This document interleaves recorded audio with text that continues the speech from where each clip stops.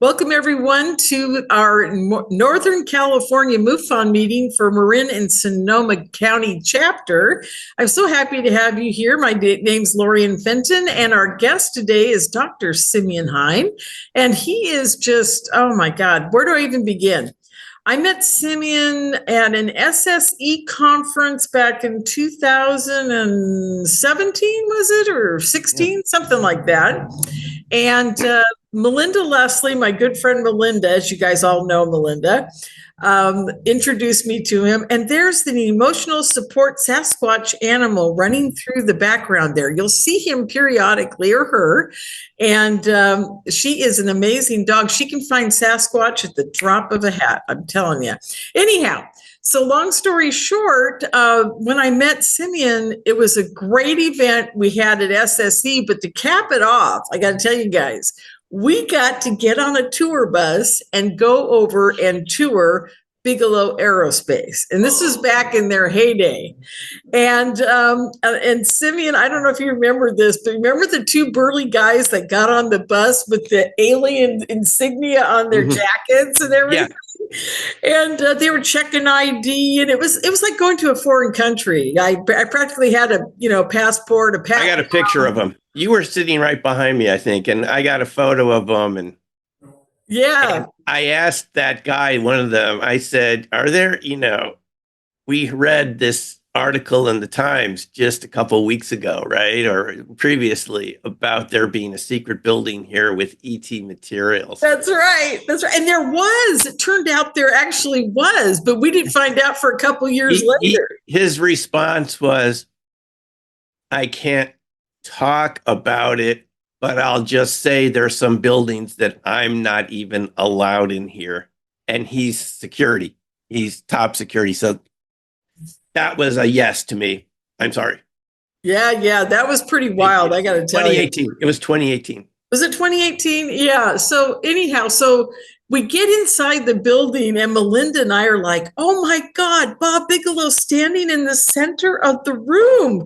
He was there to greet us all, which was so amazing. And Melinda and I, of course, shoved our way to the front. I think we're the first people to shake his hand. And I don't know if you heard this, Simeon, because I think you were a couple people behind me. But I said to Robert, Mr. Bigelow, it's so amazing to meet you. I just want to let you know, I talk about you in every conference I present at. You are the focus of my presentation.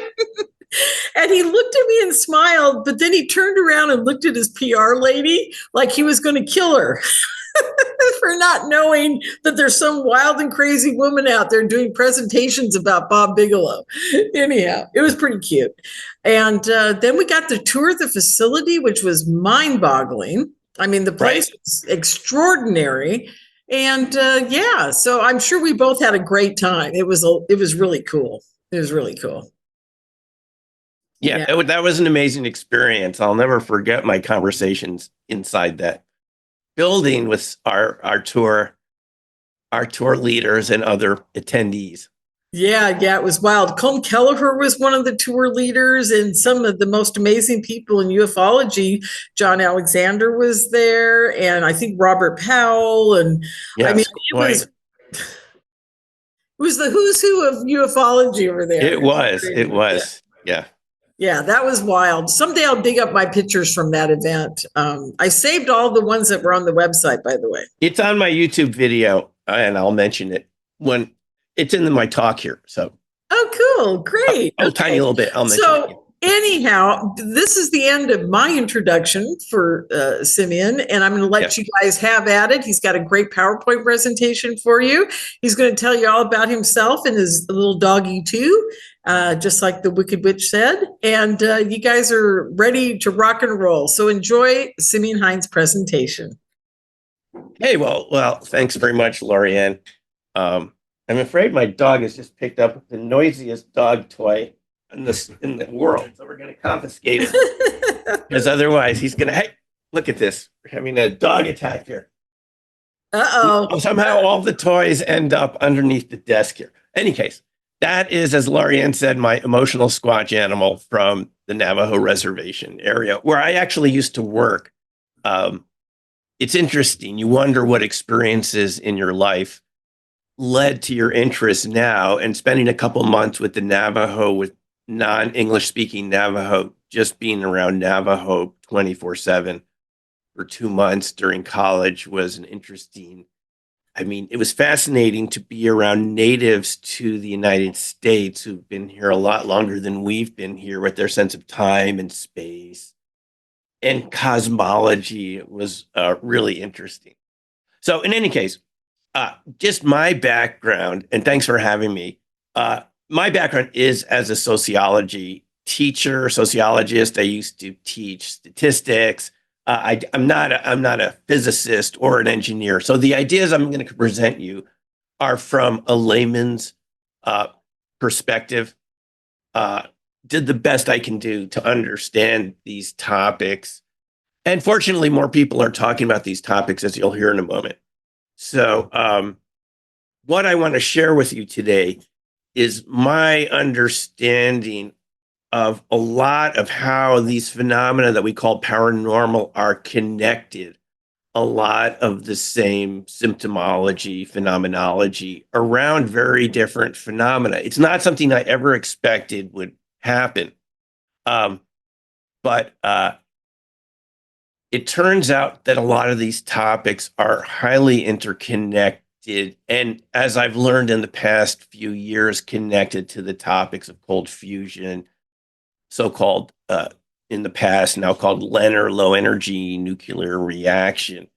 And so what we know now is that there's been a huge body of knowledge that has really been censored out of our formal sense of reality that we learned in school. I think all of us here on the call went to the same type of school systems where we were taught what's real, what's not real. And my feeling now is that it's been heavily edited since the late 40s and 1950s for those of you here in the US. People like Alexander Unsicker, who has a physics YouTube channel, has written a lot of books about this. Something happened in the US where these topics were deleted out of our discussions in physics. So it ended up being very nuts and bolts and bigger is better and really large scale programs that didn't really delve deeply into the fundamental questions of physics. And it's just sort of gotten worse and worse and worse over the years, so that the topics we're going to talk about tonight, I hope I can shed some new light for you on what some of the fundamental principles that make them work, what some of those principles are. And what I want to show you is that there are other states of matter beyond the ordinary states of matter that we've all been taught about. And for some reason here in the United States, I have never heard about this until very recently, when I came across Martin Fleischmann Memorial Project, the work of Bob Grenier, Hank Urey, and other people who are part of that nonprofit, to look behind the science of the Fleischmann and Pons cold fusion experiments. And it turned out that fundamental idea goes way deep into reality and how nature works and what makes us work and living systems work. But to me, I mean, think about it. The biggest mystery, I think about this all the time. I'm sure you do too, in various ways. We have no discussion of the topics that I'm about to present to you right now. These are all formally special access programs, classified research within Black budget programs within the Department of Defense and various intelligence agencies and other agencies that we're just learning about now since Congress has started looking into these topics. So it's like coming across this cornucopia of phenomena that literally there has been no discussion about.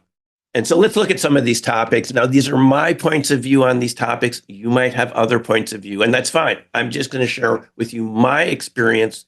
And then after we're done in an hour or so, I'm welcome to hear your points of view and questions. So, Lorian, can I share my screen on my own here? Yes, I can. I guess so. All There right. we go. Now we're cooking. Okay. How's that looking? Yay, it looks great. Okay. So, folks, we're going to look at a lot of these different topics and orbs, how it's connected to ball lightning, Uh-oh. and UFOs. Excuse me, that should be cryptids, Bigfoot, and crop circles. Okay. So, thanks for listening. So, where did this start for me? People often ask me this. How did I get involved in this topic? How am I so curious about it? Back in the 1970s, my mom took me down to the Everglades. She was a bird watcher. She didn't take my brother or my dad. It's just the two of us went down. We were in the Everglades, very southern part of Florida. And all of a sudden, I looked up and there was something the size of a full moon right over us, maybe a mile or two up. And I said, Mom, look at the full moon. And well, the full moon was on the horizon. So she kept looking that way and then looked back at her binocular. I said, no, yeah, Mom, look at this. She said, well, the moon's over there. I said, well, what's that? And we both had binoculars. And it was this big green amorphous object, perfectly round. But within it, with the binoculars, you could see structure, little definite solid structure. And as soon as we started to look at it, it started to move from completely stationary, which is why I thought it was the moon originally, stationary, and accelerated into a cloud. And it was like an increasing acceleration. So it moved pretty quickly into a cloud, disappeared. And she said, Sim, it's a UFO. And we both saw it and it disappeared. So we decided to go to the ranger talk shortly thereafter. The whole area was blacked out. And we sat in the front row at one of those amphitheaters they have at national parks. And the ranger said, did anybody see anything interesting today? And my mom, being an intrepid soul she was, raised her hand and said, we saw a UFO, and the people sitting next to us had seen it. And the ranger said, did anybody else see anything interesting today? Completely wanted to dodge the topic. So after the talk, my mom said, look, there's a blackout. We really did see this. And the ranger said, it's probably a weather balloon or Venus, or she didn't say that, but that's what she was suggesting. So I could see, even from that young age of around 12 years old, that there were phenomena out there that you could go to someone in authority in charge, in this case in the national park, and they weren't going to talk to you about it. So after that time, I didn't really follow up with these topics, occasionally reading a book here and there, Mothman Prophecies, John Keel, books that sometimes teenagers find in libraries and read. And I did not hear about the UFO topic or any really topics that we're going to talk about right now, all the way from that time on in high school, all the way through college, master's degree, PhD. Never heard anything about any of these topics, but I think it was there at the back of my mind. Oh, there we go. What I did get involved with in graduate school was the topic of fractal geometry chaos. Another graduate student introduced me to this idea of fractals. Back then, in the mid 80s, we were just starting to have our own PCs. And there were basic, simple programs that you could get to generate fractals right there on your own screen. You didn't need a mainframe or anything to do it. And so fractals, as many of you know, are these self-similar objects, the way nature really designs things. We modern people, and even going quite a ways back, we like to design objects and shapes and technology and buildings around Euclidean shapes that have a definable metric of measurable space, common metric, and share, some basic shapes and are linear and sort of easy to measure and control. Nature doesn't actually do it that way. If you think about the shape of trees with branching structures that keep branching out, or the shape of your bronchial system, which kind of branches and branches all the way down into small capillaries that infiltrate your entire body. Nature uses fractals to get the most surface area into a finite space. So this is one of them that I generated on my own with one of those computer programs back then well, this would have been about 20 years ago now with this particular graphic. And so you can kind of get the idea. It's self-similar. It looks the same at different scales, from the macro scale all the way down to the micro. And if you look around how nature designs things, it's usually around fractal shapes because they're very resilient. You can damage a branch, but it won't affect the whole tree. There's not one, place apart from the main trunk where it can really be taken out because it just has so many branching structures. Of course, trees are like this to get maximum exposure to carbon dioxide and sunlight and so forth. And nature uses these fractals in many different ways. But the thing about fractals is they don't have a clearly defined dimension. So if you think about something like clouds sort of look 3D, but technically they're not three-dimensional objects because the closer you look at a fractal, the more detail you see. Clouds are technically something around 2.3 dimension, more than a two-dimensional surface, but not quite three-dimensional because the closer you look at a cloud, the more droplets you see. It never resolves quite to a solid object. So fractals are objects that are between dimensions. In any way you can think about that. They're between 1 and 2 dimensions. Many objects that we interact with are between 2 and 3 dimensions, but they never resolve into a line because the closer you look, the more detail you see. And even Scientific American recognized this way back. I think this article is from 1990. In our arterial structure has a fractal structure. Heart has a fractal structure. And there's even fractal structure of time. These are things like your heart that never quite repeat themselves. The heart, a healthy heart, and this is something I learned from this Scientific American article, and you'll see how this all applies in a moment to these other topics. A healthy heart is not one that has a very even beat to it. You want it to fluctuate because our environment's always fluctuating. So nature built us to fluctuate. And in fractal time systems, 1 hour will look like 1 second, will look like 1 year in terms of patterns, shape of dynamics. They look similar at different scales. So they're not linear as much as self-similar. So this is a whole different class of objects than we are used to being taught about, mainly because fractals are not as easy to study as linear objects. You can't get a defined distance from them. And the perfect example of this from Benoit Mandelbrot, the mathematician who worked for IBM in Armonk, New York, who discovered fractals in line noise in telephone lines. He came up with this coastline of England example. And the question is, what's the length of the coastline of England or the UK? And the answer is there is no fixed coastline length. Why? Because it depends on the size of your ruler. And you can kind of see this. If your ruler is a mile long, it's, as you see this, maybe this example on the left, you can't really get into the crevices of the coastline and all the nooks and crannies and the harbors and so forth. But as your ruler gets smaller and smaller, this is kind of the idea of a limit. As it gets smaller, the length increases because now you can measure smaller and smaller spaces. So the answer would be the length of the coastline of England is infinite if your ruler is infinitely small. Do you see why? Because now you're going between sand grains, you're going between molecules and between atoms. You kind of get the idea. This is the idea of a fractal object, is it doesn't have defined distances, defined averages, and so forth.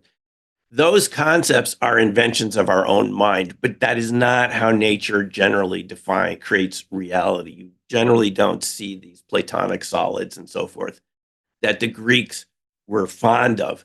and our culture comes for a lot, in large part, from Greek civilization. So we inherited this sort of rational, linear idea that reality can kind of make sense. But what I'm here tonight to show you is it doesn't make sense, not in that way. It has a different logic. There's also this fractal pattern in music.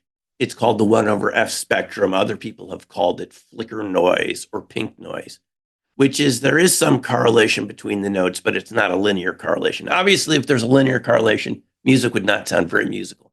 But there's a lot more variation in the high notes than in the lower notes. And if you just think of any of your favorite songs, where is there more variation? In the treble range versus the bass, which tends to be more repetitive. So we find these fractals even in things like music. And again, it's known as pink noise. White noise would be more random, and brown noise is more correlated. So what makes music interesting is it's not completely random and it's not completely correlated, but it does have a pattern that's called flicker noise. And so fractals are seen in time, and they're seen in patterns of processes around which life is built. So one other influence on me in graduate school, I mean, this is what I learned in grad school, is I was one floor down at WSU in Pullman, Washington, of Grover Krantz. Grover Krantz was the first academic in the US to study Bigfoot and to take it seriously as a real creature, animal, whatever they thought it was back then. They thought it was some relic ape at the time in the 80s.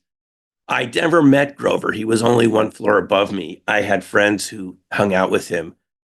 So he was sort of in my orbit, but I never remember talking to him. But this is someone I was around a lot in graduate school, in the vicinity, maybe just 30 feet away, but I actually don't remember having a conversation or attending any of his conferences. But this Bigfoot person was very close to me in sociology. We'll get back to that in a second.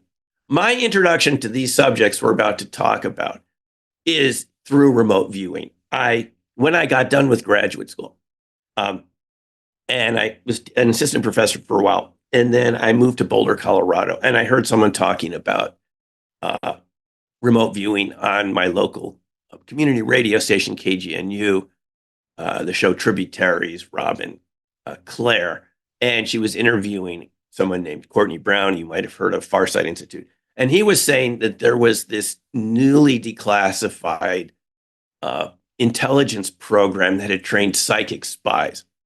And this is something anyone could learn. And he had some classes, and he had a book called Cosmic Voyage at the time. And I went out and got this book. And I really didn't think it was believable, because it said that anybody could learn to do this, and basically that you and I could pick up information at a distance. Now, keep in mind, I've been in school for 27 years at this point. So there are things that you might, I'm sure there are a lot of things that are true at this point, but I haven't been exposed to them. I've been in graduate school focusing on, getting the degree and so forth. So I went and took the course, and I found that the results really exceeded my expectations in a big way. I mean, within a few days, everybody, and these are sort of what the classes look like since I started teaching them in 97. It's something you do as a group. Those are some examples of classes I taught in Japan over the years, about 20 years ago. And those were pretty large classes. But it's something that you could teach in a group. You could teach it over a few days. And it's something you did with a pencil, a pen, and paper. And I found that I got results after a few days in my training, and other people got results that looked like this. These aren't military trained people that trained for a year with Ingo Swann or anything over in New York City, like some of the military guys and gals did. Even a total beginner like me, who didn't think they had any special natural psychic ability, could do work like this. This is just from someone in my class, I think on the first day. You would give them a target that is hidden in a folder, and all they're given are these random numbers. You can see them on the right side of the page. They're written on top of the folder in a Post-it note. And somehow the viewer, through this subterranean information channel, was able to reproduce the drawing and describe, you can see on the right side, Washington Monument. This person, when you're doing this, you don't know if you're correct or not, because you're not given the feedback, until the end of the session. So you might start doubting yourself. In this case, he thought it was the Lincoln Memorial. I mean, he started on the Washington Monument, but then said, it can't be the Washington Monument. It can't work that quickly. So maybe it's the reflecting pool. On the back of the sheet, he drew the Lincoln Memorial, which is exactly opposite the Washington Monument. So you start seeing these very accurate sessions, and it starts changing your view of reality, of what's possible. Because I don't know, if you're like me, like nobody told you that you could do this. Not even remotely told you could do this, no pun intended. I mean, it's not discussed, these sort of psychic phenomena or anything like this. I think maybe like myself, you may have seen those 3 women psychics on some of those TV detective shows, Bevy Yeagers and others, who would work with the police and solve crimes and so forth. So I thought maybe special people could do this, but it turned out everyone can do this to some degree or another. Some people are better at it, but everybody can do it. And it's just kind of shocking. You can even do it double blind. You can pick a number of targets and not know which one is going to be in the folder. And the person can still describe it. So it's not coming from the monitor's mind. It's not like the viewer is tapping into your mind and just reading your mind, because sometimes double blind, viewer doesn't know, a monitor doesn't know what it is either, but it still can be very accurate, as you can see from this reproduction of this little laptop screen, a laptop ad from a number of years ago. Very small screen.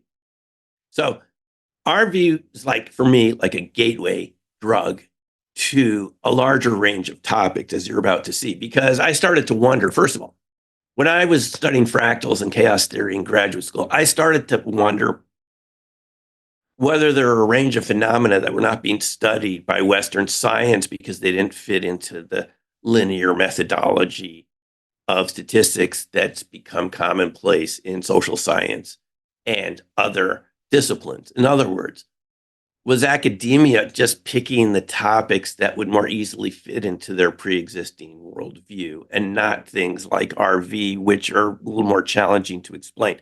By the way, I am giving a presentation about this to IRVA in about a week or so, the conference, International Remote Viewing Association, about how RV may work around Hubble effect and something. So like that, if you're interested, you can find out more about that. But this isn't something that easily fits into sort of ordinary Western ideas. So I began wondering, even during graduate school, were we so focused on linear statistical techniques that we were not looking at nonlinear statistical techniques, things that might have been built around fractals that didn't fit that linear mindset.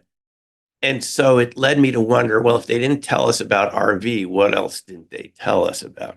Kind of what Lorian was hinting at earlier in our visit to Bigelow Aerospace. It's sort of like I began wondering what else was out there. And I didn't have to wait very long, because some of the people that ended up at these classes at Farsight, where I started teaching, were people that had worked in NASA and the government, who had been exposed to various UFO, UAP evidence. Even a guy that said, who had worked on transcribing NASA 16 millimeter film footage to video. That was his specialty in the 80s, when video was becoming popular, a VCR. He said he could clearly see ruins on the surface of the moon that he said NASA wasn't showing us. He could see it in this footage that had never been shown to the public. So people like that, other people that had worked in the shuttle program, told me about black triangles. So I really started wondering what else was out there. This is a good book about remote viewing. Uri Geller, who did an excellent interview recently with Ross Coolhart about the program. He said there's still things about it today he's not allowed to talk about. It was kind of a bombshell interview, because he mentioned having Werner von Braun come visit him one day and take him to, I forget which airbase it was, where Yuri said they saw frozen bodies, non-human, humanoid bodies. This is just a couple of weeks ago on the News Nation YouTube channel.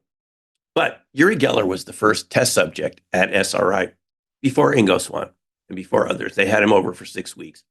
And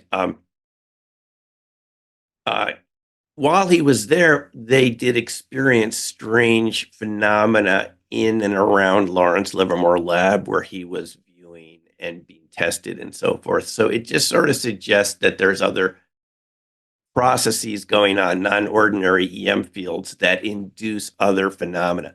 In the interview with Ross, Yuri thought some of the scientists were being influenced by ETs or something and hallucinating. But I think it's more like what we call the hitchhiker effect, is that when you start employing and interacting with these non-EM fields, we'll talk about this in a moment, what these are, it brings in other phenomena that we're just not used to, and you start seeing more of what's there that you didn't see before. Nina Kaligina is also another person like Yuri that could do PK. As you're aware, Yuri, he wasn't just an RVer. These topics are connected. People that are good at RV can also do PK, micro PK and PK psychokinesis. Nina Kaligina was one of these people, and you can see videos on YouTube. Her levitating objects in glass boxes surrounded by Soviet scientists, skeptical Soviet scientists. You can see her doing this. And I saw examples of this in Japan, which we have time at the end. I'll show some pictures of that, of someone that could actually bend bottles and spoons and levitate objects and so forth right in front of your eyes. So these are different energy fields, and we'll explore in a moment what sort of types of energies could actually make this possible. An excellent movie, by the way, if you want to learn more about RV, since that's not the main focus tonight, Third Eye Spies by Lance Mungia and Russell Targ, one of the people that ran SRI along with Dr. Hal Puthoff. This is a very good movie about the history of the US RV program and what it was doing and where it came from and so forth. So RV is actually what led me to crop circles, because it was my first time I even ever heard about crop circles. No one in graduate school had told me about crop circles. And it was a target to view. And I wanted to get my feedback. You saw some of the kind of more ordinary targets that viewers view, monuments and mountains and sort of ordinary things that we're familiar with, famous sites and people. But you can view esoteric targets, but you don't get the feedback in the same way you would from Washington Monument, right? So once I viewed this, I wanted to go over to the UK and see what these things were, since we were told we didn't know how they were made and what the purpose was and what was going on here. And I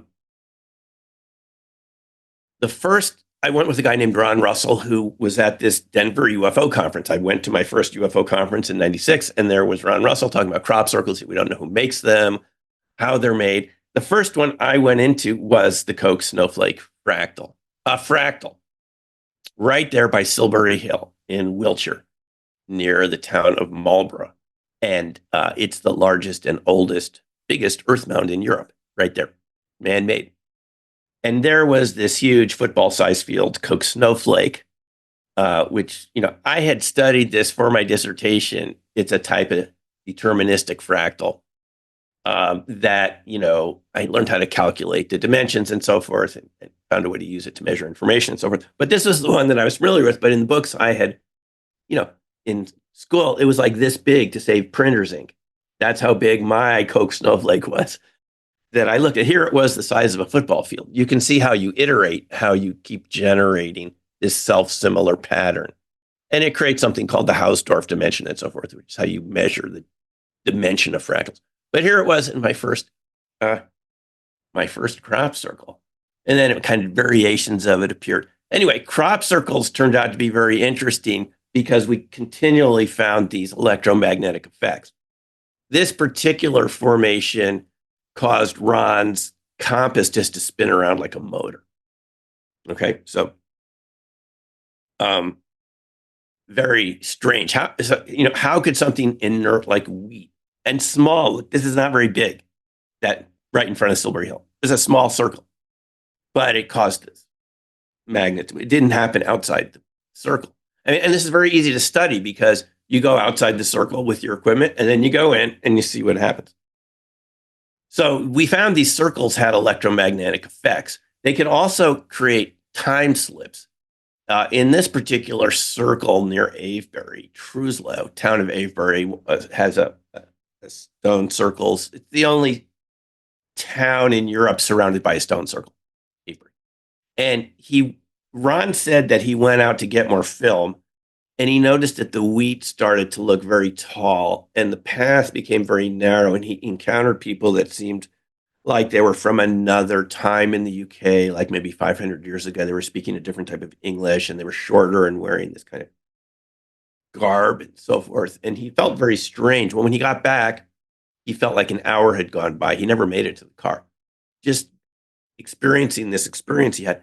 But the people back in this circle said he'd only been gone for 5 minutes, maybe 10. But to Ron, it seemed like 45 minutes an hour. So that's sort of an example of a time slip. In fact, it's interesting synchronicity here, Lorian, because Lorian gave this time travel conference, which I think she'll make available at some point again.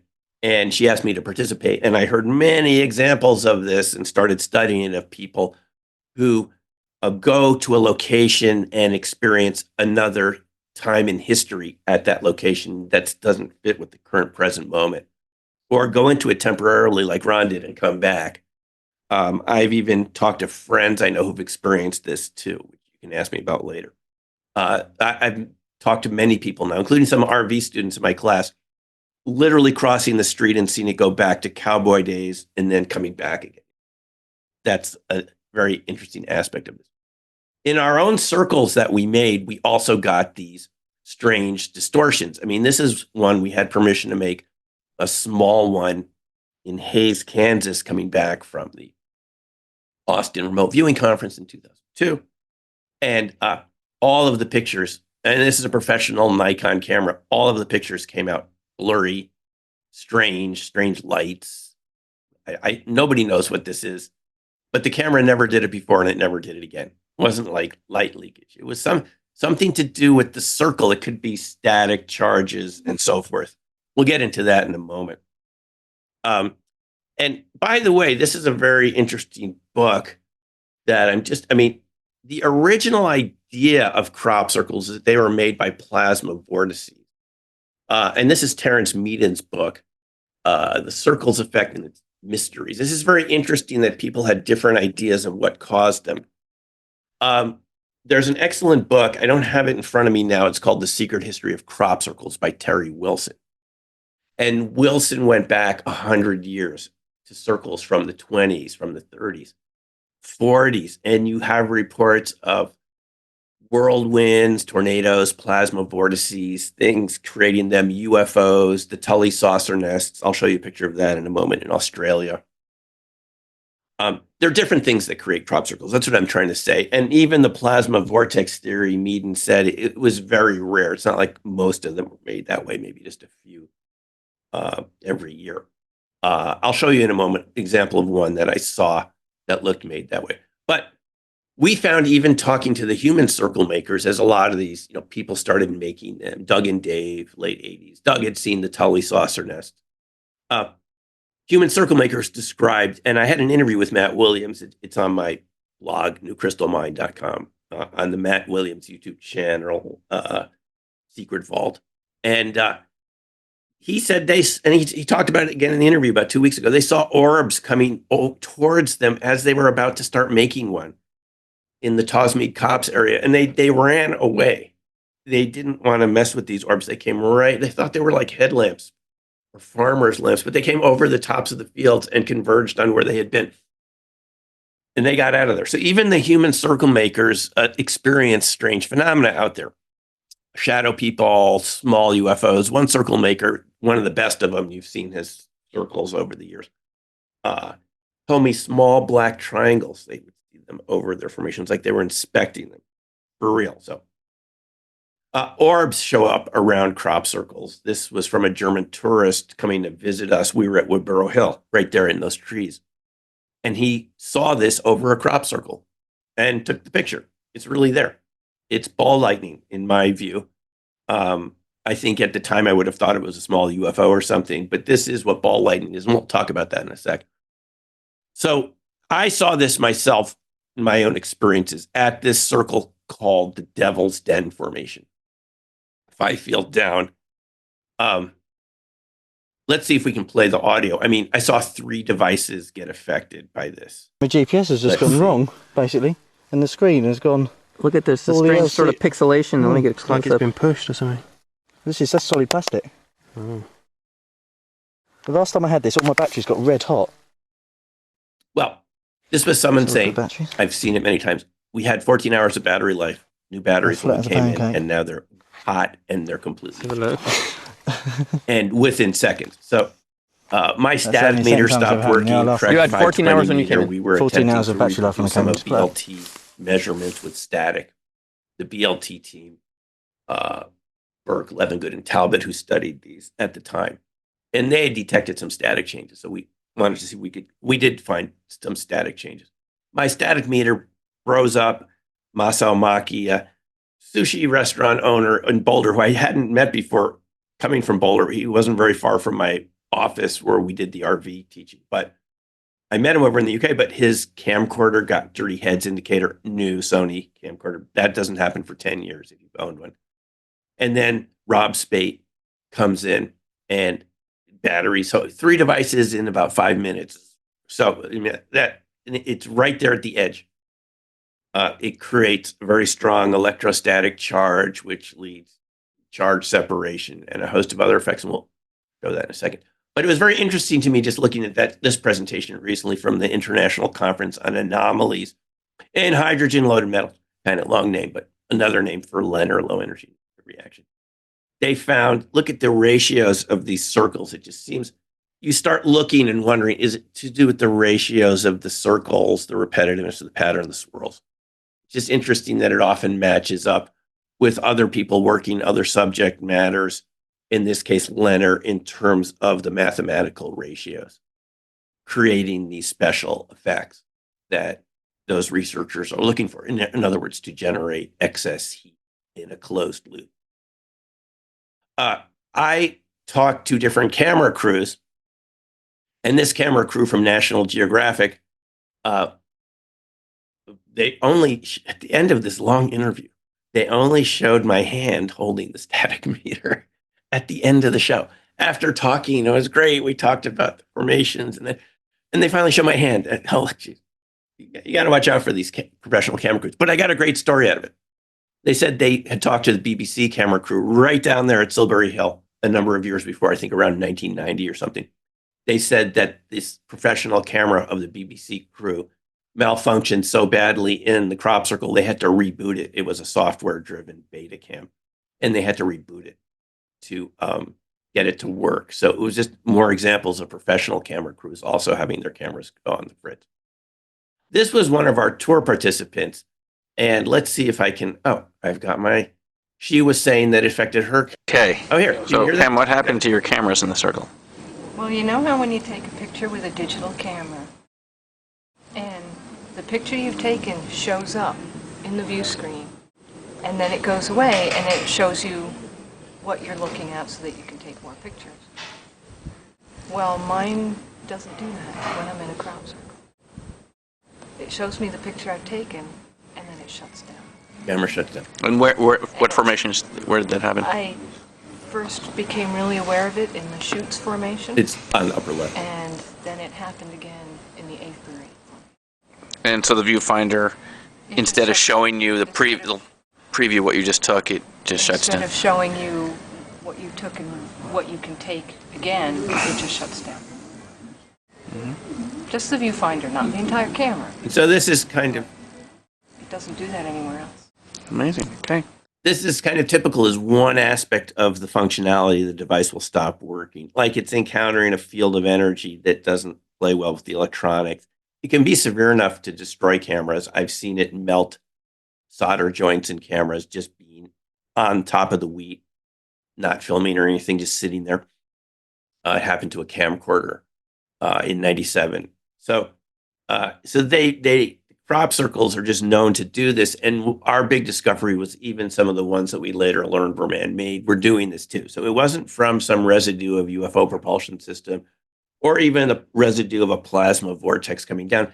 The shape itself, the spiraling and the directionality, the chirality, it's called in material science. The spin, the physical direction of the rotation of the wheat stalk seemed, if it was done sort of in a precise way, to have these anomalous energetic effects. By the way, one other thing that Pam saw, which you can see in the lower left here, she saw a tiny little blue ball lightning in Avebury. She was sitting in the grass. I was over by one of the stones. You can kind of lie with your back to these, 5,000-year-old stones. And they're really huge. And she said she just saw this a couple feet in front of her. She thought it was sun reflecting on a water droplet, but when she even covered her hands over it, it still glowed. And she was able to take a picture of it. So just before we talk about ball lightning in a few moments, it can show up anywhere, and it's small sizes, microscopic sizes, in fact, but it's visible to the human eye. Here's an example of an orb I saw over West Overton. And I mean, this is just hanging below a cloud. My camera's moving around. This is the quality of cameras 25 years ago, but before they were internally stabilized. This is just a Sony camcorder, digital film, and this was below a cloud. But look at it's just gone, isn't it? Oh, there it is again, and then it's gone. So it's just hanging below a cloud doing this. It's, in my view, right, it's a type of ball lightning. Flickering like that, different colors and everything. So it's just fascinating. You can just be around and see these things. Here's someone's magnetic compass in their watch being affected by being in a crop circle. Often the photos in the circle would come out blurry. I think this is blurry because I'm just a little too close, but there are times when the focusing mechanism would stop on a camera. So all this, yeah, look at these weird patterns showing up in someone's viewfinder. It looks almost like a constellation. Isn't that pretty intense for a random pattern to show up in your viewfinder after being in a crop circle? So, one of the things we looked at, and I'll come back to this a little bit later, was, there are structures that nature makes of metamaterials, which are finely tuned man-made surfaces that are smaller than the wavelength of a particular electromagnetic frequency that can act like waveguides. And nature does this, with the Morphos butterfly, whose wings are blue, but they're not blue from dye, they're blue from a photonic waveguide effect. And insects use it to repel water, as you can see on the right. And then it can provide very strong shells for different types of shelled creatures and so forth. So there are different ways to manufacture small scale surfaces, and you kind of wonder if the crop circles are doing that too, since it's very repetitive, like these photonic structures, but just at a slightly larger scale. So one idea that I would have had back then, and this might be still why it works, is this woodpile effect where you have these very repetitive patterns can turn any structure, even something inert like wheat, into a waveguide. So, and again, feel free to ask me any questions at the end of this, whatever you think about this. Tully saucer nest. Well, this is what they look like. In Australia, these were reed circles made in marshes where flying discs, UFOs, now called UAPs, were seen. Even Doug Bauer, who later became, Doug and Dave, the two guys from the pub, was inspired to recreate these in the UK, he said.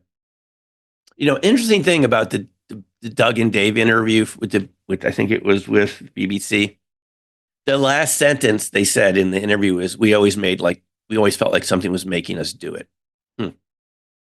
They're not the only circle makers to say that. In my interview with Matt Williams 2 weeks ago, he was asking me, I reminded him of this story where he felt compelled to go out and make one night, and he was just going to sleep and he saw this pattern, drove down a ways to make one.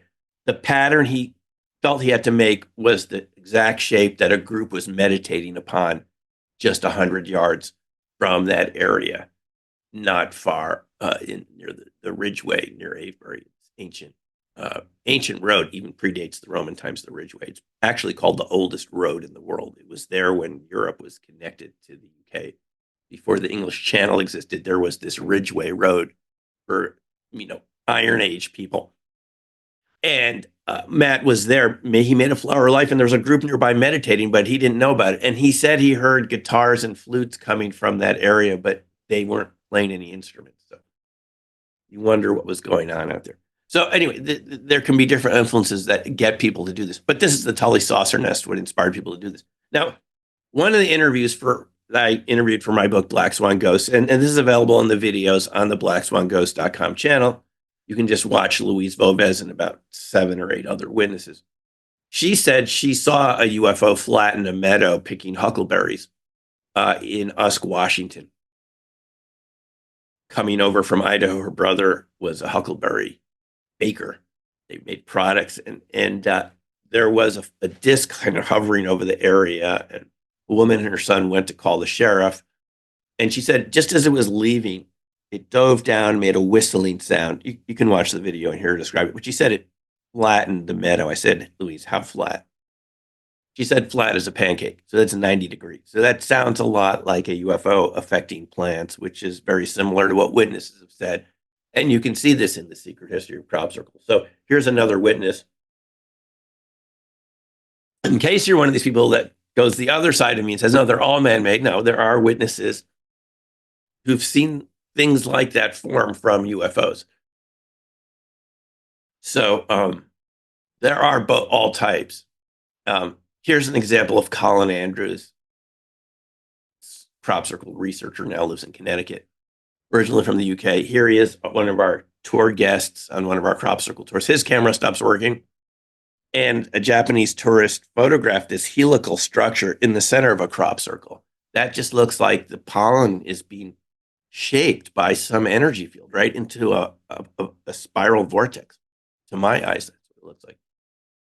And then Colin and a French engineer, Jean-Noel Aubrun, did a magnetometer experiment over the Milton Hill Farms formation of 2000, which I got to visit with Ron Russell. We didn't know where it was, but we walked for a couple hours to find it in this little farming town. But look how closely this superposition is between the magnetic flux and the circles. Now, this was man-made because I later found all 5 people who were involved in making it. And they did not bury any magnets there. But the magnetic field strength in, I think it's microteslas, was pretty strong. We're getting up 24, 25 range, which is, Aubrun and Andrews concluded that this had to be very strong magnets buried beneath these circles, but there weren't any magnets buried there. So again, assuming the results are right, you're having an inert structure like wheat create huge magnetic fields. The wheat is swirled into a vortex. And these little orbs show up around these circles. Here's one from Barbary Castle that a tourist photographed. And it's just over the area. Then it takes off at about like 200 miles an hour or something. I mean, I kind of measured how far it went. It zips off. Now here's an example of a circle that to me doesn't look man-made. This one looks like it's made from some force of wind, plasma vortex or something. Okay, so there are the other type too. And this was from 2010, the Westbury Whitehorse area. If you look at this, and there's even some grape shot going off to the side of it, it looks like something an energy field kind of came down and pushed right down on the radial lay. It's kind of all coming out from the center. Now, later on, I started thinking there could be other energy fields that we can't see. And I created a little manuscript about this, about possibly dark energy, dark matter actually interacting with the electromagnetism of the crop formation in some way. In this particular article, I focused on dark energy since it's the most prevalent type of energy in the universe. This unknown force, even Einstein talked about it, called it the cosmological constant. He later dismissed it, as later said, that was my biggest mistake because it was found to exist. It pushes galaxies apart and creates this apparently expanding universe. And since it's so prevalent, I thought maybe that it's interacting with the spiral patterns in some way. Maybe it's like just going through everything else, but something about the spiral shape. Not a bad idea. I can't prove this, but it would be one idea of why circles may become electromagnetically active.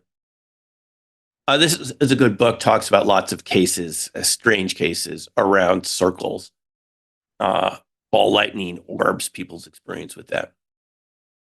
Now, more recently, in our discussion about OSAP ATIP, you had this book from Lakatsky, Keller, and Knapp, Skinwalkers at the Pentagon. You're familiar with this book. And they mentioned cryptids and orbs and energy anomalies and the hitchhiker effect.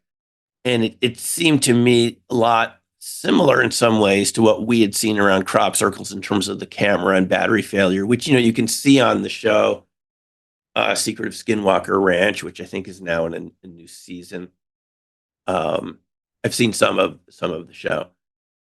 So you have these areas where you also get these anomalies, but you also get strange creatures that we call cryptids, right? In the case of Skinwalker Ranch, you had these huge wolf-like creatures, which we call dogmen, Bigfoot, kind of predator-like shimmering creatures, which you couldn't see, but you could see sort of the outline of them. So this is very interesting that you had someone from Defense Intelligence Agency who specializes in plasma physics and directed energy weapons writes a book about Skinwalker Ranch. And then you had this original book, Hunt for the Skinwalker, which goes into similar effects. Now, interestingly enough, Lakatsky and Keller were asked just last week on a podcast if they would testify at this upcoming hearing on November 13th as of the recording of this talk right now.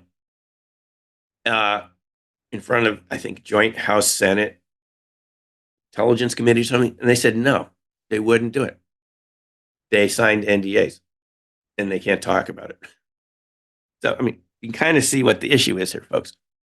Anybody that gets involved with this up front gets exposed to topics that they can't talk about again. You heard Lou Elizondo talk about this not too long ago, and others. They can't talk specifically about what they know about UFOs, UFO crash materials, retrievals, NHI, non-human intelligence. They can write general books. These have to be vetted, obviously, by DIA, since they were funded by them. But still, there's a huge amount that these people know that even now, that years later, they said their NDA prevents them from talking about what really happened at Skinwalker Ranch and the UFO program. So this is just the surface level. Seriously. This is an excellent report. Strange Effects from UFOs from NICAP, Donald Kehoe, from, I believe, the late 60s, and Gordon Lohr, where they go into many strange cases of UFOs, orbs, ball lightning, and so forth, strange space-time effects and so forth. You can once you start looking into these topics, you see that there's this sort of general range of phenomena that we see over and over again, extending to cryptids and Bigfoot, which are these sudden changes in temperature, often a sudden cold coming over the area, strange sort of silence where everything becomes quiet around you. Same from Bigfoot to UFOs to other phenomena, ghosts and haunted sites. Then again, these sorts of things, this sense of time slips, kind of time loss, it just makes you think that there's some underlying patterns here. Stan Gordon, who's an excellent researcher, has written about this in one of his books, the older book from about 12 years ago, Silent Invasion. Now, Stan started out, for those of you who are researchers in this subject or just curious, he started out in 1959 as the phone boy for the Westinghouse Informal Afterwork Group in Pittsburgh, of which Stanton Friedman was a member. And they needed someone to take calls from the public. So that was Stan's job at age 10. He was their phone kid. And he's been answering the phone ever since 1959. I don't know. Most of you were not alive in 1959. I'm just guessing right now. So Stan Gordon's been doing this that long. And he found that starting in the 60s, even before Patterson Gimlin film, Bigfoot started showing up around the UFOs at the same time. I know to some UFO researchers, this is kind of heretical because they don't want Bigfoot mixed in with their UFOs, and the Bigfoot researchers don't want anything else. They want it to be their relic primate. They don't want UFOs mixed in with their Bigfoot tracks, but they do mix. And if you read Stan's book, his newer books are called Creepy Cryptids, and we talk sometimes and stay in contact. He shares all these types of cases. This is just one example of someone seeing a UFO in the area And then the next thing they know, they see creatures in the same field. So what's the connection there? Is it like a parallel reality that they're both coming from? Just really good question. I don't know if it has anything to do with it, the creature, but every time we see that or hear that, the light is pretty close. Again, a connection between orbs or UFOs, intelligently, piloted craft with these creatures. Again, to me, suggests a completely different type of EM field that we're not used to. If you go to Stan's website, Stan Gordon Anomaly Zone, he updates it all the time. This is just one example of a white-haired Bigfoot being seen next to this sort of almost 1897-ish airship type UFO with the beam coming down. The most recent case was cars stalling. This is Western Pennsylvania, where he gets most of his calls from. Cars stalling when an object came over, a tube-like object came over the highway, and a number of cars' engines just stalled out. And he also shares other stories of thunderbirds, pterodactyls, huge winged creatures, and things we'll see over there, including ornithologists and others. People do not share these stories. And one thing I got to say, as a sociologist, we call this hidden events. We're familiar with this. These are things that people are experiencing, but for some reason they're not talking about for fear of ridicule, ostracism, retribution from their bosses. This is why we don't hear more about these phenomena, because people are afraid of, the type of loss of social status from their friends, family, neighbors, being seen as weird. I mean, people like you and me, we don't care anymore, but a lot of people do, and they won't talk about these encounters. They will share it with you at conferences, which is why I go to as many as I can. They will talk to you. Terry Lovelace, Terry, he shared this stories in his book.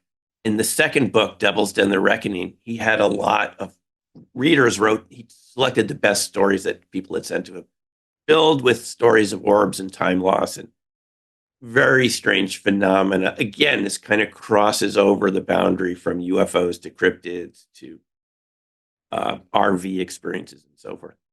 So what are some of the cosmological factors? Well, Alexander Parkhomov, whose book was translated by Bob Greenyer at Martin Fleischmann Memorial Project, Space, Earth, Human. This is an excellent book showing us about the effect of cosmological particles coming from cosmic background radiation from the beginning of our universe. In this case, ultra low energy neutrinos, so-called relic neutrinos, that have a scale that interact with us from microns to millimeters. These are large, slow particles that don't interact with us electromagnetically, but interact with us gravitationally. They're a component of dark matter. According to Parkhomov and Greenyer, maybe 1 or 2% of dark matter are these relic neutrinos. Parkhomov set up this, and I'm just showing you this because you can start measuring this if you use your ingenuity. Parkhomov created his own relic neutrino detector with ex-Soviet equipment when the Soviet Union was breaking up in the early 90s. And he was able to measure these variations in biological and chemical reactions based on time of year, even radioactive beta decay. This should not happen according to science as we understand it. There should not be a seasonal effect of fruit fly growth or biological reactions or radioactive decay. But Parkhomov, by the way, who was one of the directors of the Soviet remote viewing program, which is why the U.S. had one, because the Soviets got there first in the 60s, and Parkhomov was one of the people that created it. In his book, Space, Earth, Human, he has a chapter on remote viewing, people that could do PK and stuff like this. But he went from, interestingly enough, from, classified avionics research into remote viewing and then into relic neutrino research.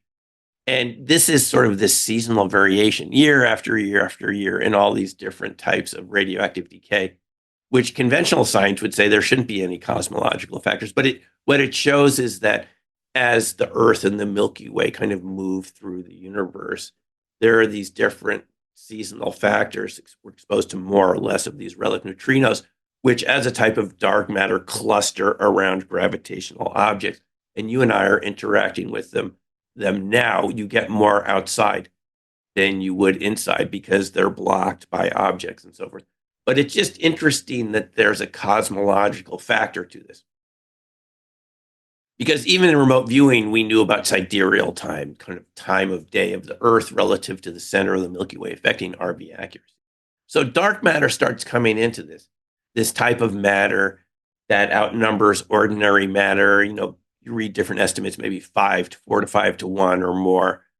A type of matter, Fritz Zwicky discovered this in the 20s, looking at a particular galaxy formation, and there wasn't enough matter there to explain how it could hold together. So the idea is there's this mystery matter, and it kind of clumps together, as you can see. This is a model of it, again, in this sort of fractal web-like way, not in this linear way that we're used to understanding. And so one other aspect of this, the PK aspect, just to mention it really briefly, is that Pear Labs at Princeton studied this, which is your ability to affect a micro random number generator, a machine that spits out ones and zeros 10,000 times a second. And as you can see from the graph, after 20 years and 375,000 trials, that it moves towards 1 if you're thinking 1 and more towards 0 if you're thinking 0, which is interesting. The green line would be the random line in the middle. So all of us have this effect on our surroundings and other people, which means you need to be aware of how you're affecting things, because this shows you're affecting machines. This was McDonnell Douglas's idea, because they wanted to find out if pilots got upset, would it affect electronics, and maybe not big enough to make them go on the fritz, but we do have an effect. Is this similar to relic neutrinos, like an unseen type of dark matter that we're emitting from our palms or our bodies? It's interesting to think that you and I are emitting energy. Machines pick it up. Parkhomov's relic neutrino detector picks these things up. Again, going back to PK, Nina Kaligina, Uri Geller, and so forth. Is it an actual type of energy that's being emitted? When it's emitted from your hands, it's not called relic neutrinos anymore because it's being created now. It's called cold neutrinos. Cold because they're relatively lower in temperature to fast neutrinos.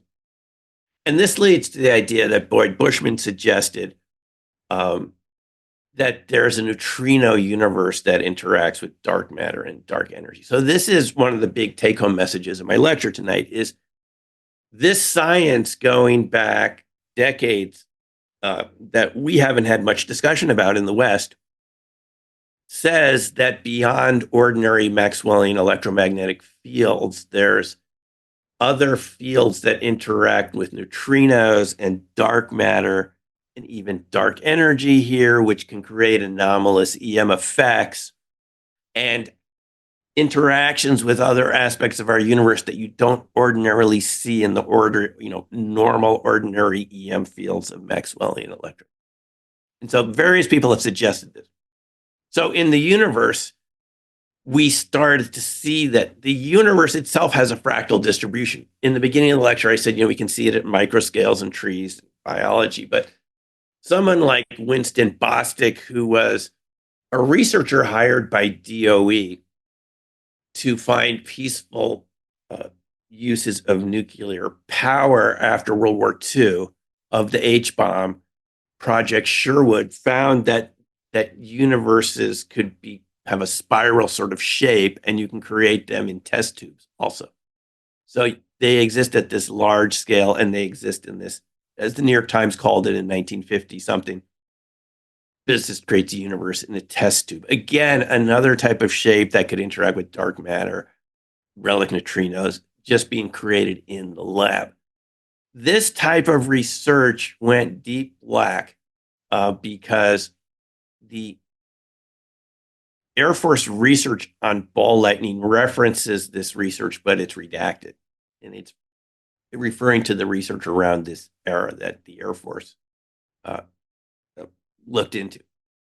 So this is where it starts to go black for us in terms of information, starting with Winston Bostick and that sort of DOE research, peaceful uses of fusion power, it seemed like it got in contact with a weird side of the universe that led it to be classified just like UFOs are classified. We're told UFOs are classified. I mean, Lorian was telling you about our visit to Bigelow Aerospace. I'll mention this in a moment, but those people don't talk about it. So I'm just suggesting to you that a chunk of this got cut off from public discussion. It starts here in the 50s with Bostic.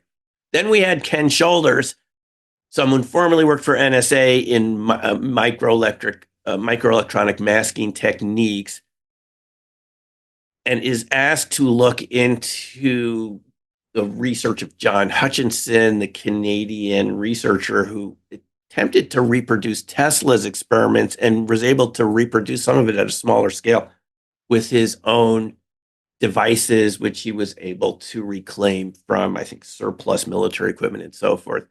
And Shoulders found that the Hutchinson fractured metal samples fractured at room temperature just from electromagnetic energy were real and were the product of these charge clusters, which he originally called electron validium and later called exotic vacuum objects. And this is something you can hear much more on the Martin Fleischmann Memorial Project YouTube channel and so forth. But he found these chains of charge clusters that had these fractal patterns. So the fractals aren't just at the scale of the universe or in our bronchial structure.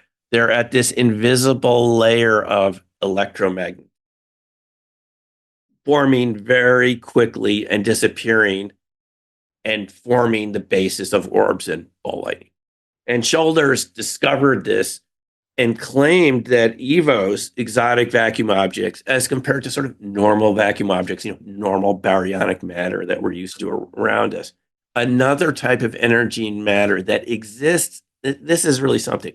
It exists in the same space we're in, but it doesn't couple into our reality because it's operating so much faster. It's phasing in, phasing out. It has a black, dark state too.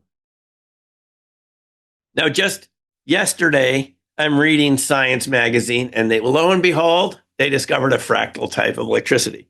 I don't know if anyone ever told them about Ken Shoulders, but folks, this has been discovered before. And the big amazing thing about these electronic static discharge systems, they call it ESD, is it created this IV-like pattern of charge distribution at a rate of 10 million meters a second. Is that fast? That's what Ken Shoulders was talking about. It's really fast, and it comes into existence and disappears. It could be happening around you because it's charge neutral. A lot of the time, you don't often see it. But this could be the types of charges that were affecting us in crop circles. So the fractal shape of crop circles could have led to fractal static discharge, fractal charge clusters, and this could be what's affecting our cameras and batteries and so forth. Maybe because this whole article is about how our entire modern industrial and military systems are built on the stability of electronics, and these rapid electric discharges, super fast fractal shapes, branching like this, can destroy electronics really quickly. So we're starting to make some progress here. It's a little bit like rediscovering what other researchers have already looked at, but there you go. So this is just from July 2024, fractal charge clusters. Hello, super fast.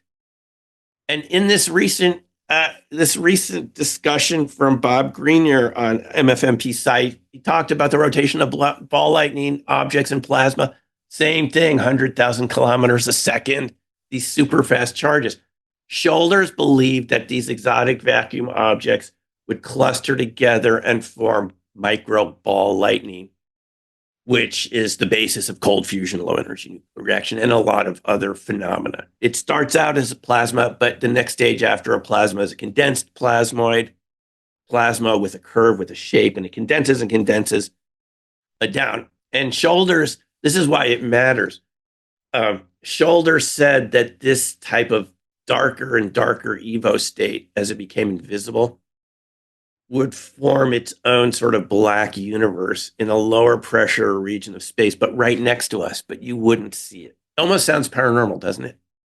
He said it might even be appropriate to signify that the black universe identified here is the much touted dark matter regime, which is said to dominate in quantity and normal matter. So here's, a top level government researcher scientist who's saying that these EVOs form their own type of dark matter, and they have a different charge, and they can have a dark black state where they could be around you, could be embedded in materials around you, and they're just like waiting there. It sounds paranormal. This was my motivation for the title of Dark Matter Monsters, by the way, about cryptids, which we'll get to in a second. And so the fascinating thing is it creates a different permittivity as the charge cluster forms. And as we know, permittivity and permeability are the basis of the speed of light in our universe. That's how you derive the speed of light, the speed of electromagnetic transfer, discovered by Wilhelm Weber 150 years ago. And then Maxwell, they get these estimates of speed of light just from electromagnetic speed in materials that get pretty close to what the speed of light would be, since light is an electromagnetic wave. And but Shoulders goes on here. I mean, this guy has such a wide-ranging mind. It's so fertile here. Look what he says. You get pseudo-particle entanglement, black EVs, these kind of invisible, think Skinwalker Ranch, these invisible plasmas, charge clusters, and even complex organisms composed entirely of EV structures that are formed at electronic rates, thinks that 10 million meters a second, electronic rates without mechanical or chemical methods.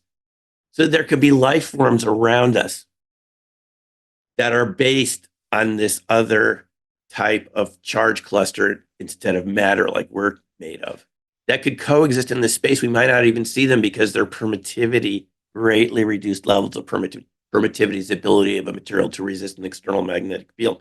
But these have lower permittivity, and they can interact a little more freely as the permittivity goes down.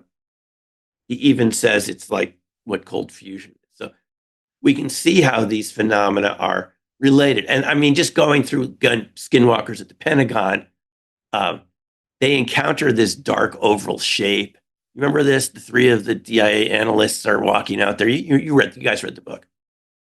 And they encountered this dark shape that emanated fear and so forth. Well, I asked Jay Stratton, former head of UAP Task Force, and he lectured last year at Vernal at Phenomicon. But the previous year, I just went up to him and asked him about this particular paragraph. And he goes, we don't know what that was. It could have been black ball lightning, or maybe that's just what it looked like. Yeah, so how your brain perceived it. But again, Shoulders says, and this sounds so similar to what these folks are saying in Skinwalkers. These different coupled states, and it creates a type of superconductivity. But the dark version of the EV doesn't couple into our reality in the same way. This kind of dark blob over the path. It just reminds me of this. So that we could have in the same space we're in other types of matter or even life forms that have a different permittivity, made of charge clusters. They could act lifelike, like they are life forms themselves, but they're made of a different type of matter than we are. And this is an example from the Shakparanov generator, where you can see this here. It's right there for you to see, black ball lightning. Shakparanov generator, by the way, is generated from this Mobius strip shape. And they're able to generate. You've heard you can't create ball lightning in the lab. Wrong. Here it is. You have the luminous type and you have the dark type, which is like a little mini black hole because it's absorbing everything around it.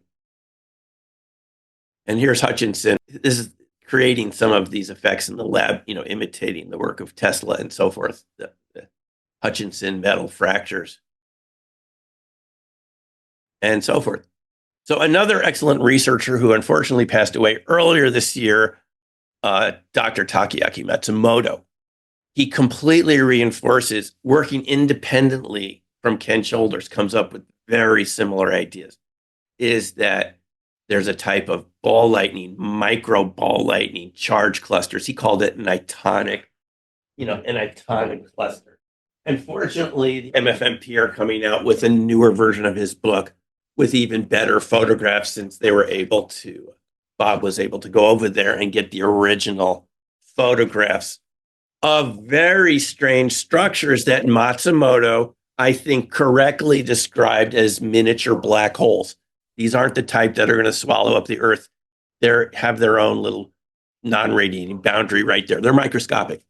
But that once matter becomes, clustered together from interaction with micro ball lightning, the matter begins to transform, and Matsumoto called it electronuclear regeneration, electronuclear collapse, and then regeneration. In other words, there's this nucleonic alchemy going on where the material literally collapses from these electromagnetic fields that are really strong at a micro level, or miniature black holes, and even the ability of materials to come out of other materials when the original material isn't there. In this case, carbon films coming out of a pure lead ball. It's a type of nucleonic alchemy that we were told doesn't exist, but it does. Alchemy turns out to be real. And Matsumoto, again, understood the fractal connection here because he said just as hydrogen clusters contain a lot of hydrogens and kind of form these itonic clusters, they create their own tiny black holes, which means that what we were called cold fusion, low energy nuclear reaction, is actually a small scale simulation of what stars are doing in the universe. So you have this kind of beautiful connection from the macro to the micro of a similar principle. We're talking about material that gets so close together. You and I were taught that like charges repel. That's what electrons repel. That's at large distances, but at very small scales as they get closer. Even Wilhelm Weber predicted this back in 1837 using Newtonian physics, that you would get negative states of matter. He anticipated superconductivity, Wilhelm Weber, 150 years ago. But that's what Matsumoto is saying here, is the electromagnetic forces overcome any repulsion from like charges and create an attractive effect, which creates a type of nucleonic collapse, breakdown of nuclear structures. And the strength of it is so strong that the particles become detached from the Dirac sea, from the quantum vacuum, and become like this primordial matter, which is quite incredible. And this is what the MFMP have discovered. So again, what Matsumoto is saying here, and what this is linking back is to think about all these phenomena we're talking about tonight. You have this electromagnetic force that's 40 times stronger than the gravitational force, creating tiny black holes, other states of matter, purely electronic forms of life, and so forth. Just think about the implications here. So again, this is an example of carbon spray coming out of lead balls. Pure lead balls are not supposed to emit carbon unless there's some sort of nucleonic transformation going on. Nucleonic synthesis inside these highly compressed objects. There's other ways to do this, by the way. You can do it with sound and cavitation. Mark Leclerc gave a very interesting presentation. I was fortunate to see it a number of years ago at the Breakthrough Energy Movement conference in Boulder, Colorado, where he talked about using this cavitation process to synthesize new elements. It's especially easy to do it with the lighter elements. And as you go down towards lead, it sort of stops there. But this sort of cavitation, which is kind of a microscopic bubble collapse, that sound generates, waves, and then the bubbles collapse really quickly and create this kind of nucleonic attraction from the power of the collapse of the bubble, can also create this type of process. It's another way to do cold fusion. And it leads to what we call coherent sound, and we'll get into that in a moment, and why that matters.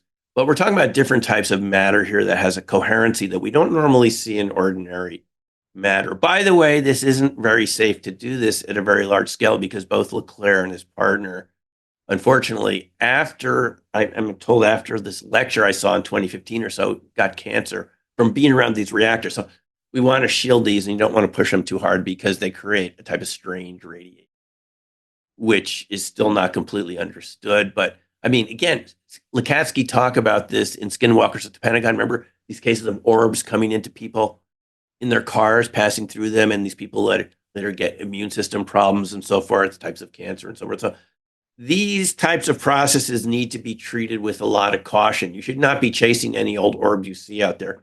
because they all have different effects. They have different colors and they have different energy effects. So even in these sort of exotic vacuum-like objects, you see things that look a lot like crop circles. This is from the Michael Solent patent from 1992, a Russian researcher that was patenting these exotic vacuum object type processes. This is an expired patent. You get these patterns at the micro scale. And Bob Greenyer was able to intuit that you get a fractal pattern, going back to what we're saying about fractals. This type of fractal object, the model of these EVOs. Again, when you look at this, I'm showing to you because it's not a completely solid object, because the rings are made of more rings, which are made of even smaller rings. You kind of get the idea. It never really resolves to a solid object. It's just the same shape repeats all the way down to quantum vacuum field. And that's why it's called a phantom toroid, because it's not really there in the same way. It's not completely three-dimensional. It'll be somewhere between 2 and 3. And this is the basis of ball lightning. And ball lightning is something that's been around for hundreds of years. People have reported it coming down chimneys. Different ideas why ball lightning likes chimneys. It's a free floating fireball, and it can appear in thunderstorms, but it doesn't have to. I've talked to enough witnesses who've seen it. I talked to a witness that saw it. They were hiking in Wyoming in the Wind River Range on Outward Bound, and they were going up this hillside, and they said one of these little ball lightnings was walking down the path towards them, and it just didn't stop, and it went right and then blew up. These can explode at the end of their lifetime, and it threw everyone on the ground. Ball lightning has the power, something like the order of 10 hand grenades worth of energy in the same size of a grapefruit-sized object. It's a really huge amount of quantum energy packed together in there because of the way it forms. And when it comes apart, it can blow out with a very large force. Not necessarily. Sometimes it just disappears and it doesn't do anything. But there's other people I've corresponded with who I included in Dark Matter Monsters who talked about being blown over by ball lightning and so forth. And this is an excellent book. Vladimir Bychkov is an excellent Russian researcher. He had an example, and this is full of these strange cases. This was one of the cases that just blew me away just a few days ago, is that tornadoes can form the same types of condensed matter plasmoids that could create a hole in a window, but there was no ball lightning seen. The tornado created a perfectly round hole, smooth. It smoothed out the glass. How a tornado, it's not this particular tornado, but this was a case from Russia, as many Bychkov cases are from. But there's other researchers who've written about this, Stanley Singer, and there's a lot of Air Force research, Eric Davis, Mark Stenhoff, and I'll show you some other examples of people who've researched this. There's many cases that you can read about. You can look online of these databases of people submitting their ball lightning stories. I've showed you the example I saw over UK of something hanging below a cloud, but often it's moving around. It comes right towards you. It can do the strangest things. It can lift tiles off a roof, but not destroy the rest of the roof. And there's a lot of feeling that tornadoes themselves are not ordinary objects either. They're not explainable by ordinary hydrodynamics or thermodynamics, that they are actually like neutrino dark matter pumps too from the vortex action. And just an example of this from this book by Charles Chandler, which you can download from his site online, The Electromagnetic Nature of Tornadic Supercells. He even argues, and he's sort of not really way out there in terms of looking at dark matter or any of these energies, but he even argues that you need an electromagnetic explanation for tornadoes, or you wouldn't really explain why a volcano would produce tornadoes far away like this, unless there's some sort of electromagnetic effect going on. Because there's a lot of strange things about tornadoes, if you've spoken to people who've been in them, where it's not a uniform pattern to destruction. There's areas within the funnel where nothing's happening, and then another area where it is more like a fractal distribution of energy. And many other strange electromagnetic effects of tornadoes, their ability to seemingly create sort of an anti-gravity effect. I mean, forces way exceeding any ordinary thermodynamics, picking up very heavy objects and even making them seem like they're dust defying in some ways. Very strange, but it links tornadoes because of the vortex action as a self-organizing energetic structure back to all these other topics. And the person that really sort of recently explained it was David Fryberger from Stanford Linear Accelerator Center. Ball lightning research funded by Department of Energy, which is that it's a type of condensed magnetic energy that he calls a Vorton, another type of EM effect that hasn't really been discovered yet by science because it would involved with very heavy particles. But again, even from Fyberger, this would be the fundamental model of all of these phenomena we've been talking about tonight, is a vortex, compacted vortex type structure at a microscopic scale of very heavy particles that condenses energy, condenses matter down, causes ionization, the photoelectric effect, is the basis of ball lightning, but not just ball lightning that people see walking down a path or coming out of a cloud. And we're talking about earth lights, mobile luminous objects, all of these different types of objects, Fyberger says, are coming from what he calls this Vorton-like structure. I mean, you don't have to use his terminology, but it's the same sort of process he's talking about. Is a highly condensed EM field that interacts with other types of energy and matter that normal matter doesn't. Even John Archibald Wheeler from Princeton, who was the thesis supervisor for Hugh Everett III, who created the many worlds theory, created something like this in the 50s that he called a geomagnetic entity, a geon, which he said would create its own gravitational field just from this arrangement of magnetism and electricity in this toroidal shape. Toroidal being like a donut-like shape. These sorts of processes eventually lead to what's called condensed matter, Bose-Einstein condensates. And you can create these right in a lab. Now, Bose and Einstein postulate that this sort of matter-like state, where a wave-like state, where matter just becomes a wave. It's discovered in 95 at NIST in Boulder, but it's at super cold temperatures. And I happened to run into the guy that was an expert in this, Chen Chia Chen, in a coffee shop there in Boulder once. He said, no, it was only pulsed. It didn't even exist for very long. It was microseconds. And he figured out a way at CERN to keep this going. This is called coherent matter, where the matter becomes a coherent wave-like shape.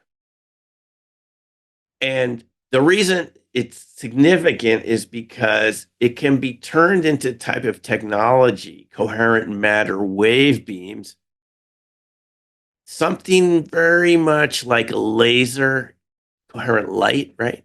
Creates this very coherent, luminous type of directional light we call a laser, because all the photons are at the same frequency.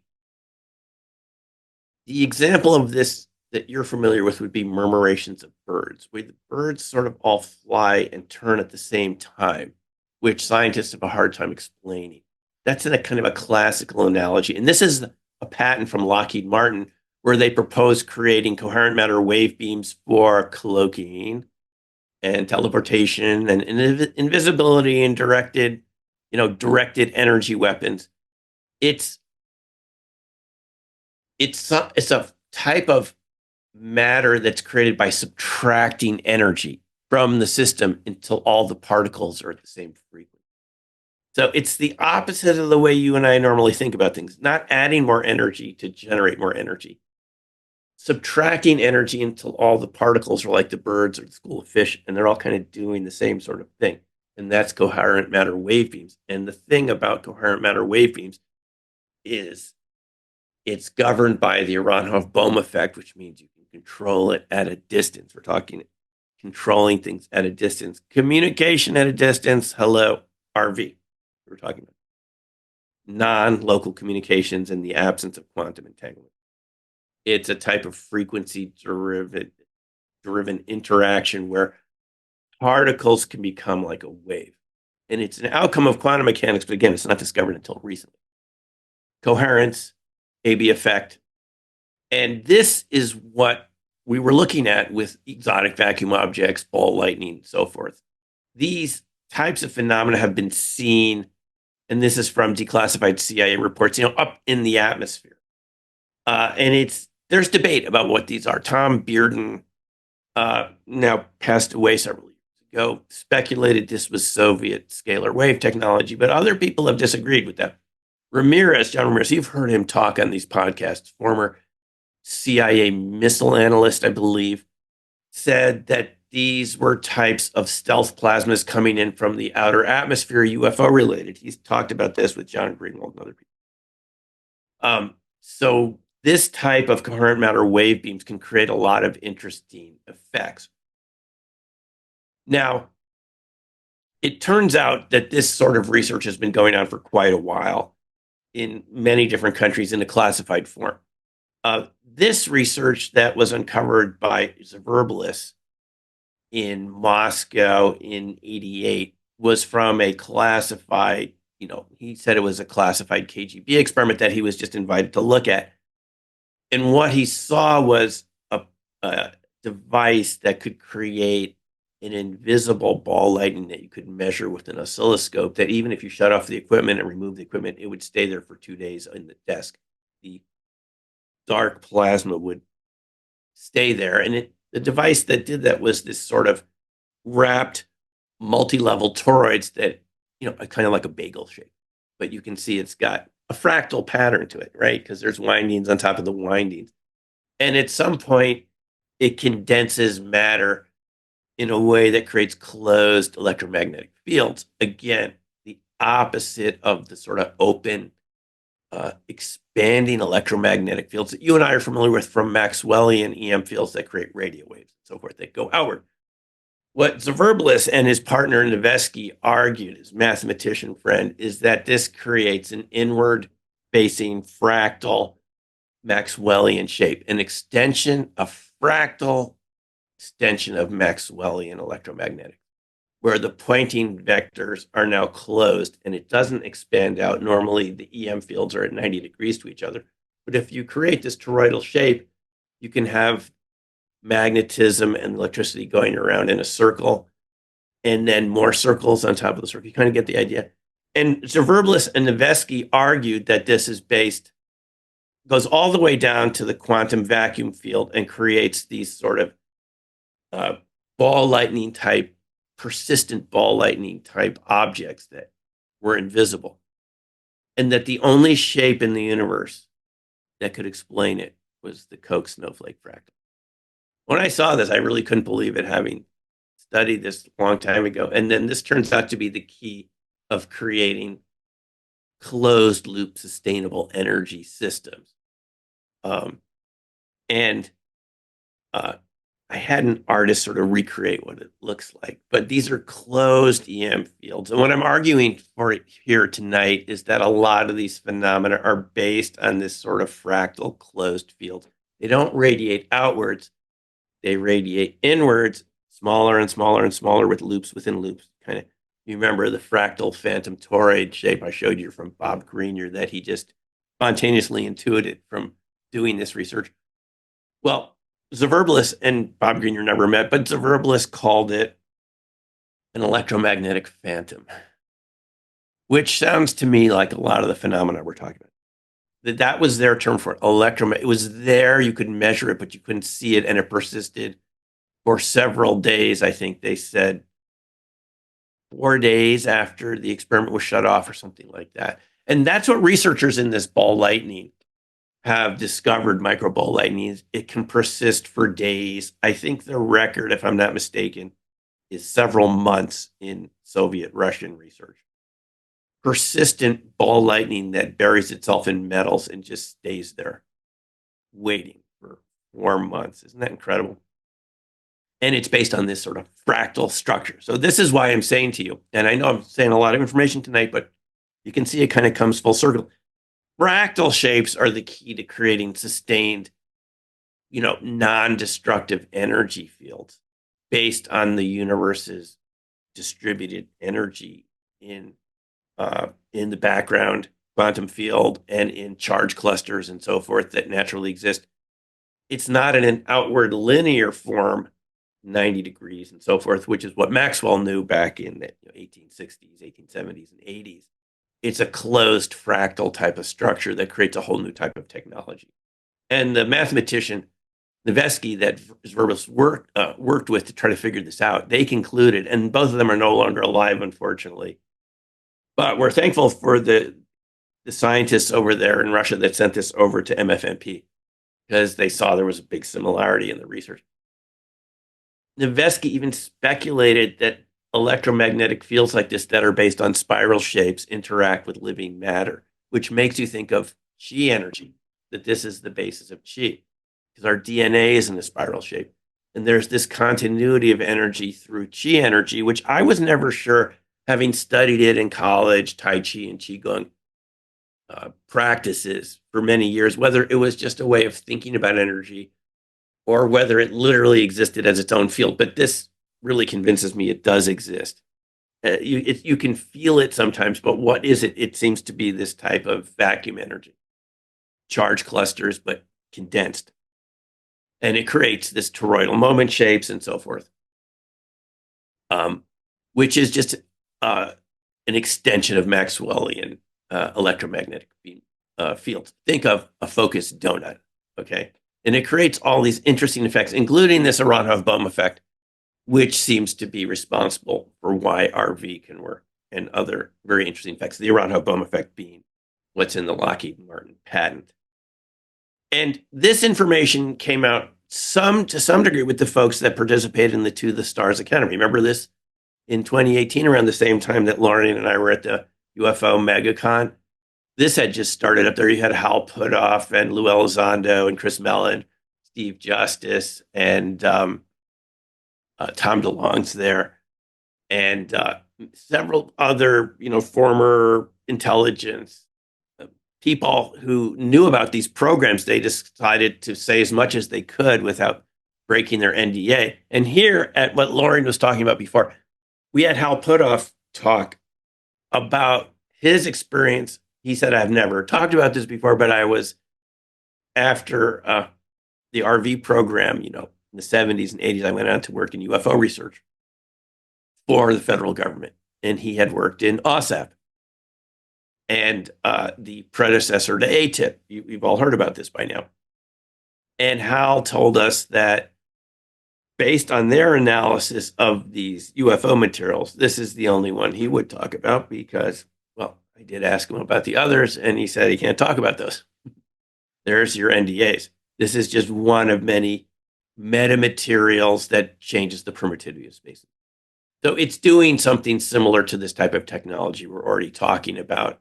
In my view, it's part of the same family of phenomena of technologies that can create coherent matter, interact with the quantum vacuum field. In other words, the propulsion system of this UFO would be literally making the quantum field denser behind it and thinner ahead. It would directly affect the quantum vacuum by affecting the permittivity of the space it's in, which directly affects the speed of light. And because the speed of light is determined by permittivity and permeability, the electrical constant and the magnetic constant, and normally they're set to 1.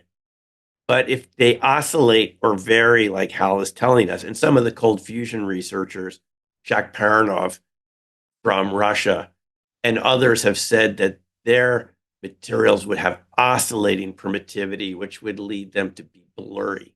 And how many times have you heard that the UFO photos, how come they came out blurry? Where's the good photos? Why do they always look blurry? Why do these creatures look blurry?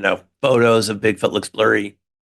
Because if you have oscillating permittivity, your eyes can't focus on it the same way because the speed of light is literally changing back and forth and your brain can't interpret it, and neither can your camera. It doesn't look crisp anywhere. And this is what people report.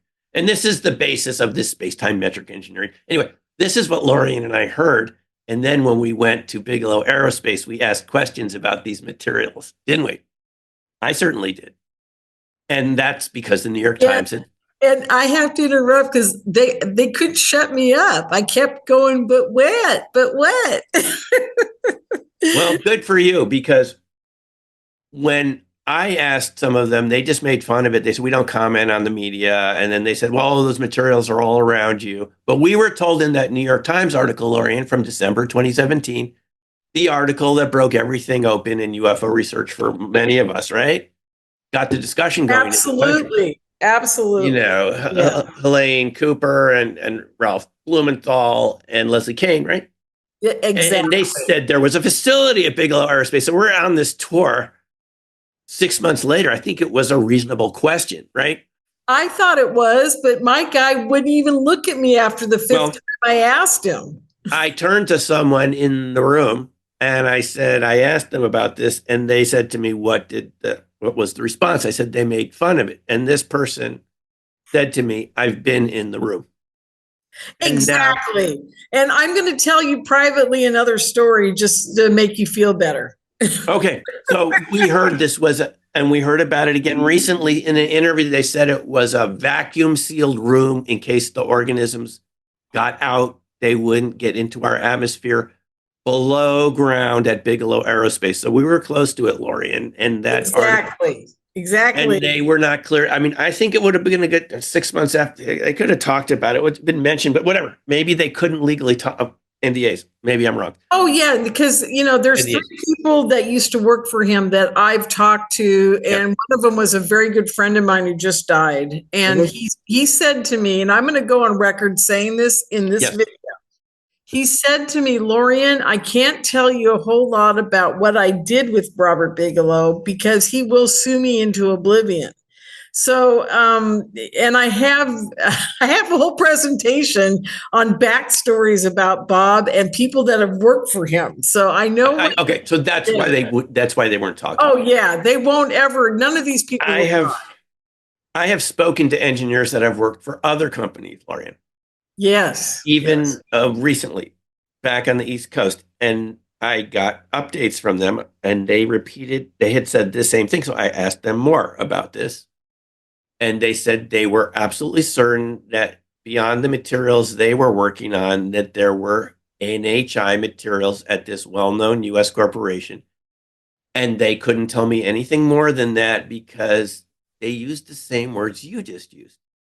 I'm telling you, it's the same feeling. Sued into oblivion. They said 10 times, and after that, then the damage would start. Then they'd really start. They were afraid, and this is what Lakatsky and Kellerer said the other day in this interview on this European EXO technology channel podcast. They said we can't, and they worked with Bigelow. So that's what we're dealing with here. I mean, it's a serious situation because I'm telling you as much as I can about this technology, just what's publicly available and what I've learned from MFMP and other sources. But the people that have worked with this obviously can't say anything, which is why we're playing catch up right now. And the danger is that we could have a Sputnik moment, right? A Sputnik moment. So let me finish up with the slides here. You heard Chris and Mellon talk about their feeling about this threat from NHI. I mean, just you look at the list of possibilities here. You've seen slide 9, this leaked slide from his laptop about their ability to create anomalies in space-time construct, penetration of solid surfaces, like Tic Tacs, Nimitz incident, psychotronic weapons. You can see there's a big overlap here. There's obviously what I'm telling you about tonight at the public level, and a lot of it's from other countries that don't have these classifications. I haven't worked in these programs, so I haven't signed any NDAs pertaining to this. That would affect my ability to talk about this. But people who go far, actual engineers and physicists that go much farther than me that into working with this can never talk about it again. So it's something we really have to resolve here. We won't make any progress as a society. In any case, just going back to these toroidal shapes, they seem to be built into our bodies too, like fractals. In this article by Ray Bolt, he talked about the brains of fruit flies being built around toroidal shapes, which give fruit flies the ability to detect the Earth's magnetic field, navigate like birds do, just with the magnetic field, something you and I can't sense directly. So this seems to explain a lot of these phenomena in these portal areas. And this is my final set of slides here is we'll look at Bigfoot too for a moment, how this connects. All of these types of luminous objects you see, whether it's at Marley Woods, which was studied by Ted Phillips, J. Allen Hynek's assistant. Remember Ted Phillips with all the trace case analysis? I think he had hundreds and hundreds of these trace cases, U.S. and Canada and other countries. One of these places that Ted Phillips, before he passed on a while back, he gave these presentations to the Ozark Mountain UFO Festival and talked about these amber objects, these orbs over Marley Woods, southern Missouri. And it looks very similar to what we see at Project Hessdalen, the way they jump around. And these are not UFOs the way we think of structured UFOs. I mean, people like David Fryberger and other researchers believe these are naturally forming, condensed plasmoid type objects from their proximity to maybe minerals in the soil or location on the atmosphere to the Earth's magnetic fields and so forth. I mean, I wrote to the Project Hessdalen people. They gave me permission to use these photos to show to you and other groups. I mean, you would think in the absence of this presentation tonight, UFO, right? But it's ball lightning, or call it Earth lights if you want. That's fine too. Mobile luminous object.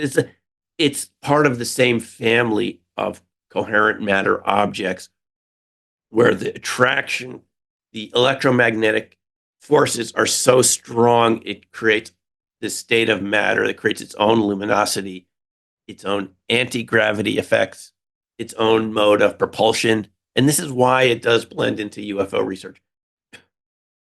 If you looked at this in the absence of this lecture tonight, you would say, UFO, right? Triangular UFO. That isn't the conclusion of the people over there.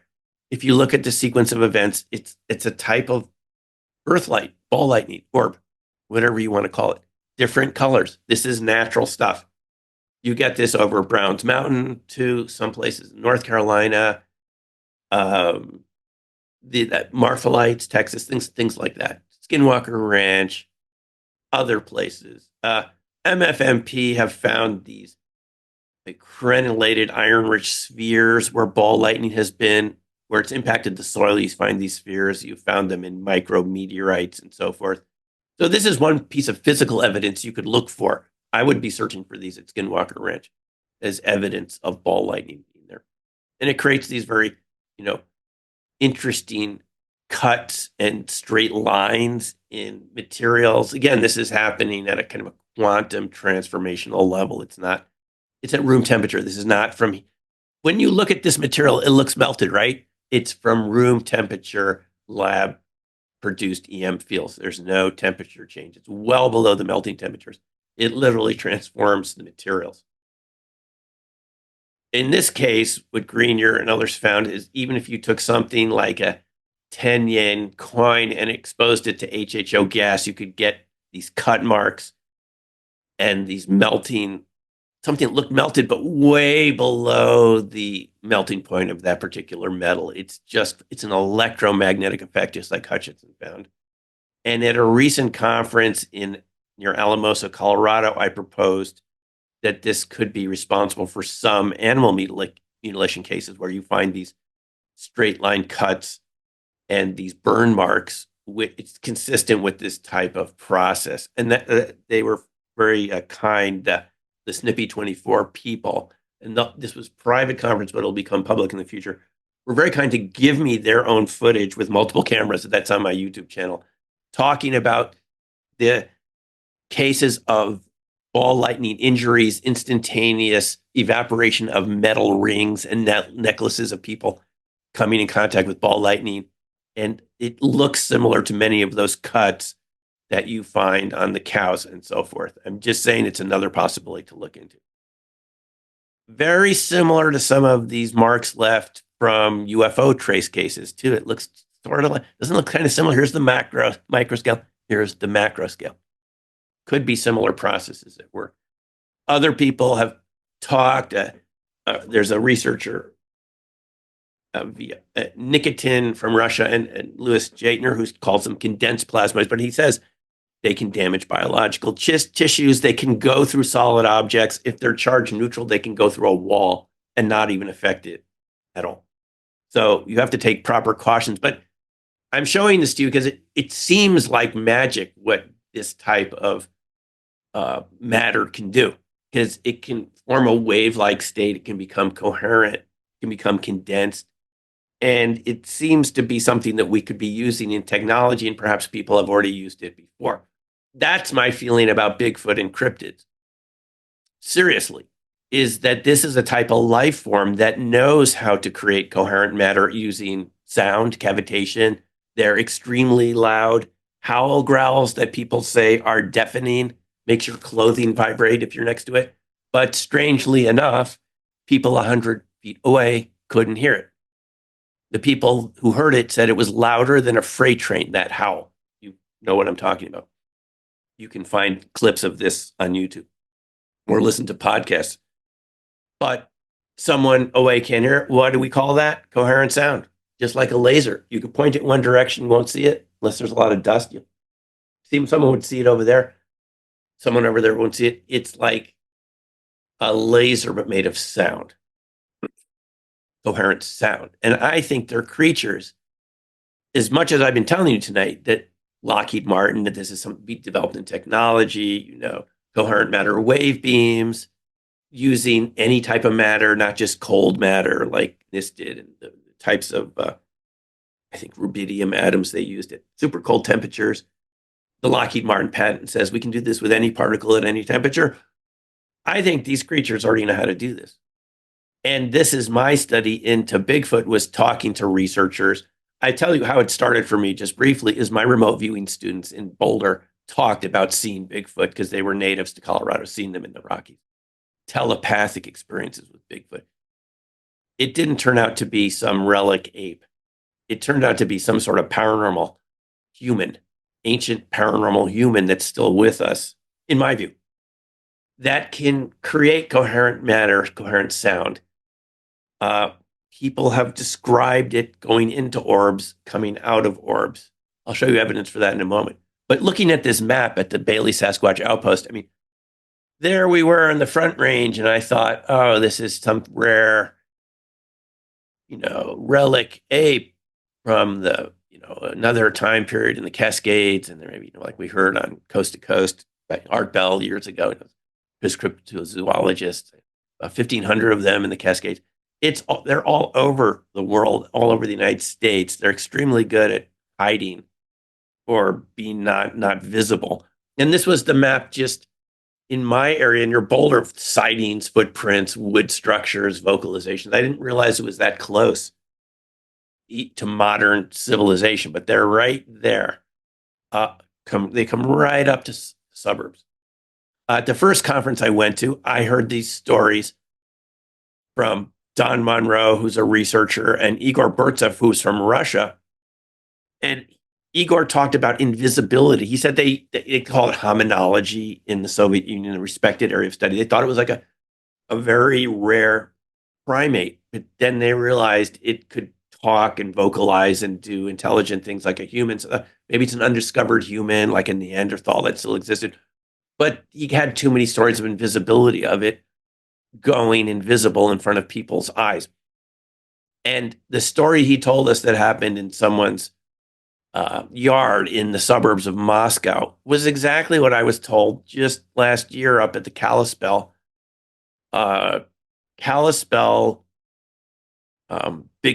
conference held by Dave Paulides and Joe Hauser. And I just run into a person who had said, I've never been, just talking to someone you see in the hotel there first night. And this person, she said, I've never been to a conference in my life. So I asked her, well, what made you want to come to a Bigfoot conference? Because I saw one, she said, as a teenager in my grandparents' property north of Missoula, and it went invisible. I said, what do you mean? She goes, it digitized. I said, you mean pixelated, like Star Trek transport? Yeah. That's what Igor Burtsev, she doesn't know Igor Burtsev. She had never been to a conference. She had never talked about it to anyone before. She'd held on to it for decades. You see what I'm talking about, hidden events? Igor Burtsev said the same thing. Curtain of light came down, 9-foot tall creature, disappears. I've talked to many people who have seen this happen, seen them go invisible. But I mean, none of us were. This is the strangest part of these phenomena. It says we weren't taught to believe in these things, but you're talking to witnesses who said they saw it from Russia to the U.S. It's the same description. They can create some sort of coherency in their matter to become transparent to light.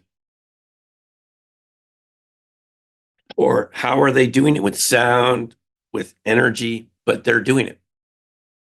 This is what they used to think Bigfoot was. I mean, Grover Krantz, my WSU, Wilson Hall.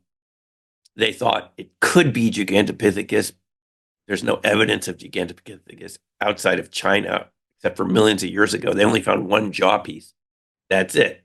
And they reconstructed the entire animal. They thought, well, Gigantopithecus is on 4 legs. You know that Bigfoot does. Walks around on 2 legs.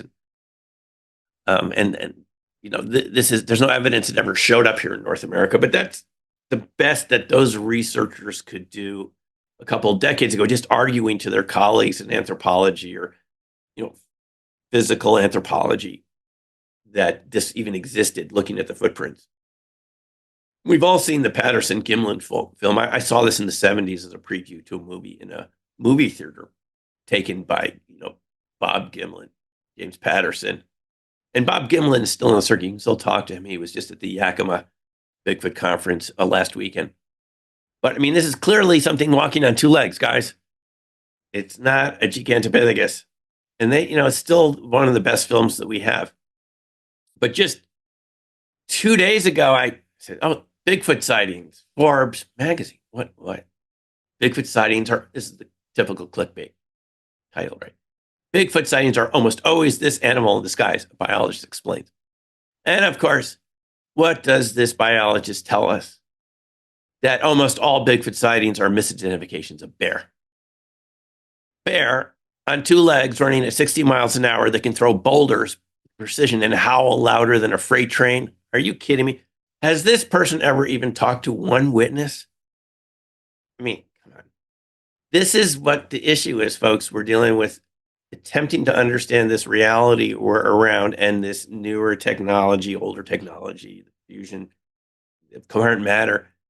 And that this is the best that our media can do is say, you talk to these witnesses, they say, I know what bear look like. I've been around bear my whole life. This wasn't a bear. Okay. Bear do not do what Bigfoot. I've seen bear stand up for a few moments on 2 legs. They don't run and walk and they don't articulate English. There are recordings of Bigfoot talking to each other from the Sierra Sounds. And there's a new movie coming out about it. I'll show you more about that in a moment, about the Sierra Camp in the 70s. You remember the Sierra Sounds and that kind of reverse chattering sound, the reverse samurai sound? They have their own language. Scott Nelson, the Navy cryptolinguist, who, you know, he was up at Kalispell. He said his specialty was working for Defense Intelligence Agency or Navy intelligence with Arabic, Russian, and Spanish, taking coded cryptography and trying to understand it. He said he just wanted to listen to these recordings of Bigfoot. He said it's a language. There are syllables there. I mean, that is not what you get from, it's ridiculous, these modern articles.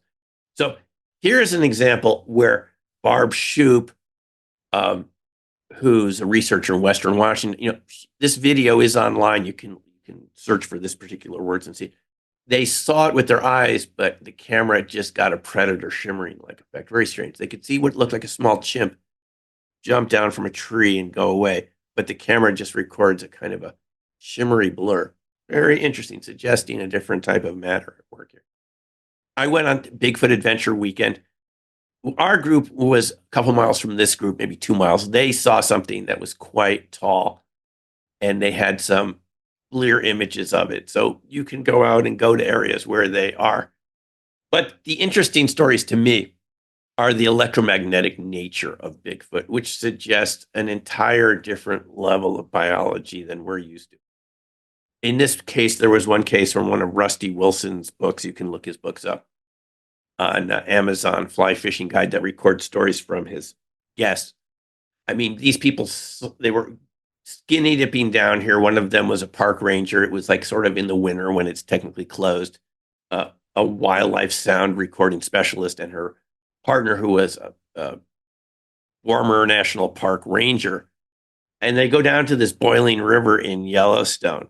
And this thing comes out that's glowing blue, and the guy begins to kind of lose consciousness. It was like emitting sparks, and it affected him. And she had to help him back to the car. And when they got to the car, of course, it wouldn't start. And this thing bent down and looked, and they said blue light emanated into the car again, suggesting a non-ordinary electromagnetic phenomena going on, like trailing sparks. And often these creatures have glowing eyes. I mean, red, yellow, blue, greenish yellow. I mean, eyes that emit light, like they have their own power source in there that's emitting a frequency that they can, strange, pick up again with their eyes, like their own internal infrared. This person wrote me, I've just given you one or two examples before we get to questions here. Quite a good time here we've been talking. This person, Barbara, wrote on one of the interviews I did, and she said she was with the Smithsonian doing a dig in the 70s with 3 other guys. And when I interviewed her, it's on my, this is the link, you can listen to my interview with Barbara. They were out at China, China Lake Naval Weapons Station, off limits to the public, but Smithsonian got them access. And they go in their tent for the nights, 2 people per tent. And she feels something reaching through the tent, feeling her face like a huge human hand. And she kind of said, "Hey, what's going on?" And all 4 people left it. 4 people, they all go out and look. And she said it was a 9-foot tall, dark-haired adolescent Sasquatch with glowing yellow eyes on a moonless night. Again, eyes that emit light. It's making you think of these non-ordinary EM fields that create their own self-closed loop fractal toroidal moment. That's what it makes me think of. And she said it was the longest 30 seconds of her life. It just stared, and eyes were mesmerizing, and then it just gone. And the next morning they see footprints in the snow. They don't sleep much. They're back to back in one tent all night.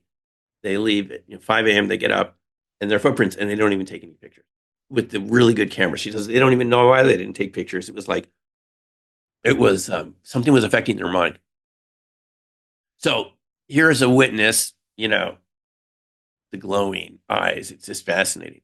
So here's one of the final stories I'll share with you. So this is from the movie. It's on YouTube, A Flash of Beauty, Paranormal Bigfoot. Now, it came out of the Resonance Productions group, Brett, Jill, and Mike in Portland, and they had produced this first film called Flash of Beauty, Bigfoot Revealed, which I had seen before I met them. But they heard so many of these paranormal stories of orbs and other telepathic effects and strange EM effects, batteries failing, cameras failing. They decided to create a second documentary called Paranormal Bigfoot. I'm in it, by the way, talking about these sort of ideas. And this is, by the way, they've put it on YouTube and they've had the original interviews with some of the witnesses. And this was one that really blew my mind. These 2 guys on their way to their construction company, which the guy on the left, I think, is the owner, Harold, they saw a Bigfoot turn into a glowing orb and then a cube as bright as the sun. And you can see this if you go to the Flash of Beauty YouTube site. You can see this interview with them. I mean, they see it by a telephone pole. It crouches down. At first, they think it's an elk standing on 2 legs, but then they see it's a huge ape-like creature standing way up there. But this is why I'm including it in this discussion tonight. It condenses and folds up into a fetal position and turns into an orb that turns into a square, they both saw this, and shoots off into the forest. No footprints, no signs. You think something standing there that big would leave footprints. No footprints, no physical evidence. And they found this artist who they had bought a picture from in the area in Cokeville, Oregon, southern part of Oregon on the coast there, had sketched it for them and drew a picture. And it's in the movie, and you can see it in this little sub piece that they put up on their YouTube channel. But it's just fascinating. So here is just another example of 2 witnesses of an orb Bigfoot connection. mean, this is a square. Have you ever heard anything like that? A glowing square? So, finally, this is what Ted Phillips found at Marley Woods. I showed you one photo of those orbs, these strange creatures. They had, they had these creatures that showed up one time that were seen by multiple people. They couldn't figure out what they were, kind of cryptid-like creatures, like a cross between a polar bear and a dog. And I think the rancher shot at it, but they turned red, but they didn't affect them. And they walked through a barbed wire fence and left some hair. They walked through a barbed wire, huge creatures like that weighing hundreds, but walked through 3-wire barbed wire fence, just through it. They didn't go over it like Bigfoot does. Left this hair. Left these 3-toed footprints. That's the footprints. Really, they measured how heavy this thing would have to be to leave footprints like this. Your dog doesn't leave footprints like heavy creature. But how do they go through fences if they weigh? Again, my feeling is they're dark matter, coherent matter, the types of things we've been talking about today. Matter that can take different forms than we're used to. And Katie Page talked about this. It's another case from Elbert County called so-called Rocky Mountain Ranch. When she was growing up there, I think she lived there for a few years on this ranch that's mentioned in Hunt for the Skinwalker as another portal area. Same sorts of things, the orbs, UFOs, strange boxes showing up, disappearing, trees disappearing. Interestingly enough, voices out of nowhere talking to them in air inside the house. Katie showed us an example of new military technology that's based on coherent sound, where they can direct sound on a laser beam into a crowd. They'll hear it over there, but no one will hear it over there. Coherent sound.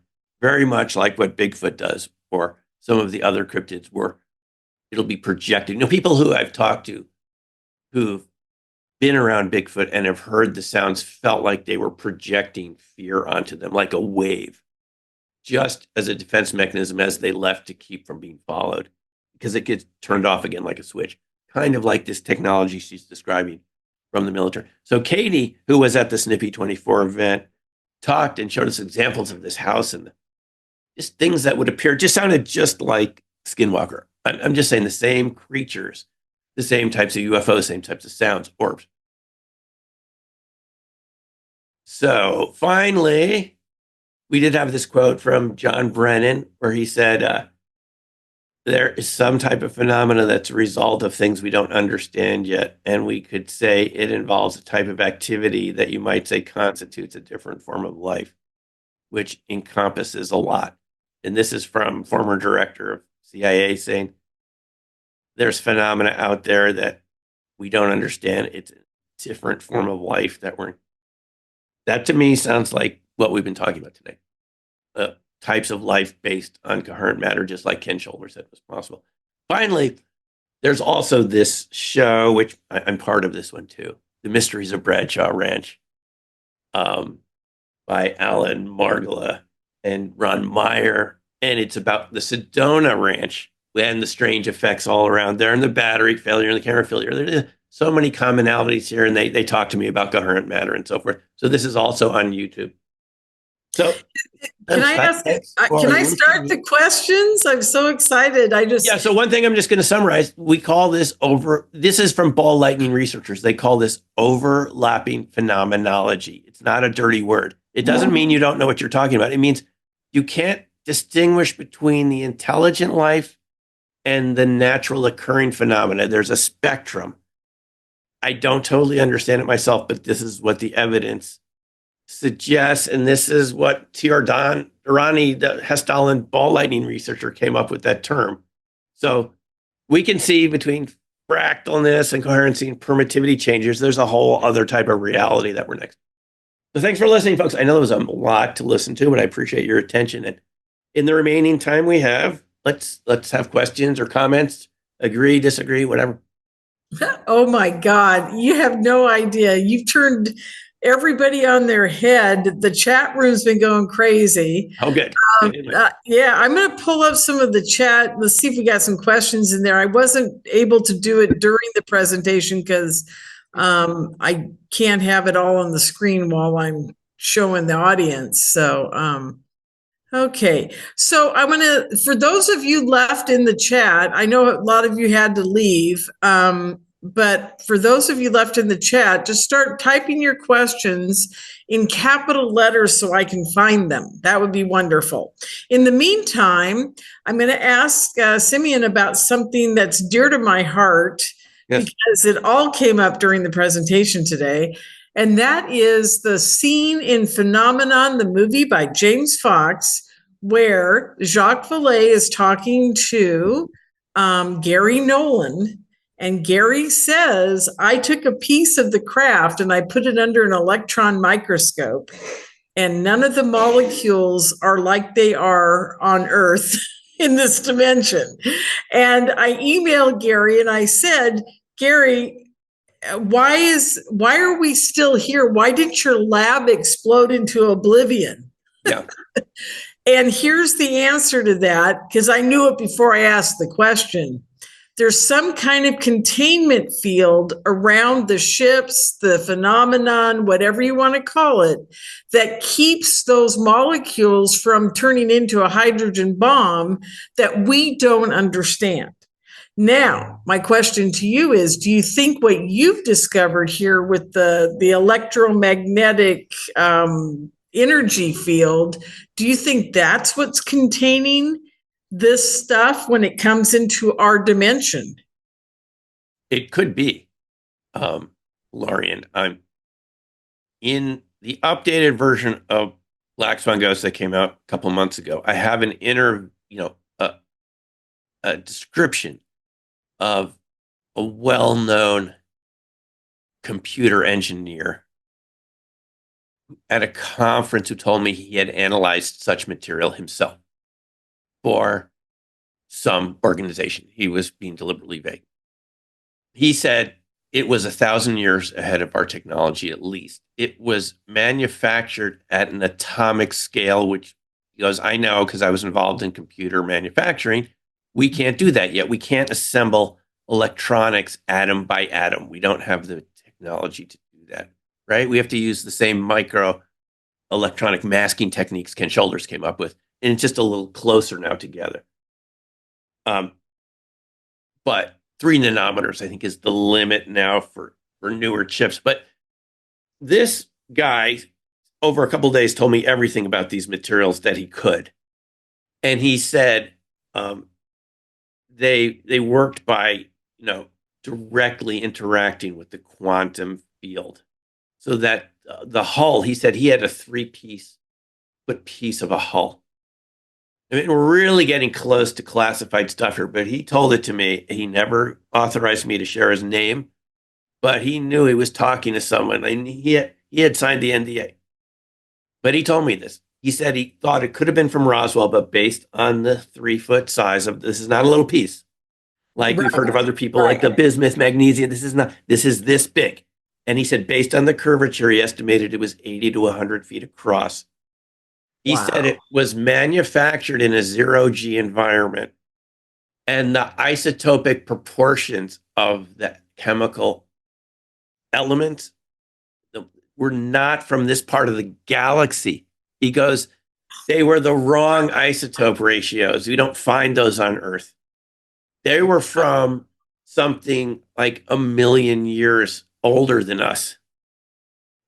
You wouldn't find those isotope ratios, proportions between the different chemical compounds. There's different isotopes of these materials naturally found, like carbon has carbon 14 and 16 and different carbon 10. And you find certain ratios on our planet. But he said these were not from what you would find here, which led him to believe 100% conviction it was extraterrestrial material. And he said, he told me what it looked like. And I have the pictures, by the way. In Black Swan Ghost, I have the pictures of what the material looked like. I'll describe it to you. But I drew it. Yeah. He said it looked like 5 wires moving along parallel, and they would change in thickness. They would get thinner and thicker together at a nanometer scale. and they would occasionally wrap around a hexagonally shaped structure and continue on their way throughout the entire hull. It was very thin, but that was the propulsion system again. It was a quantum type of, what Hal called space-time metric engineering. Do you think it could be organic in not in the sense of our organic, but do you think that structure is a particle of life? Do you think that might be, because we know the ships are they're telepathic with the people in the aliens inside of them, that they talk to them. They communicate on a level that is very similar. What you're talking about, the Bigfoot, that connection that they have with, Yes. It's an interesting question because I can't answer directly, but people who have been around these craft allegedly have said, I've heard this on more than one occasion. I heard about a crash retrieval in Arizona from someone who just asked a high school buddy when they saw each other again after graduation, who was in special forces. He joked about UFO retrievals, and the guy said, no, I really did one.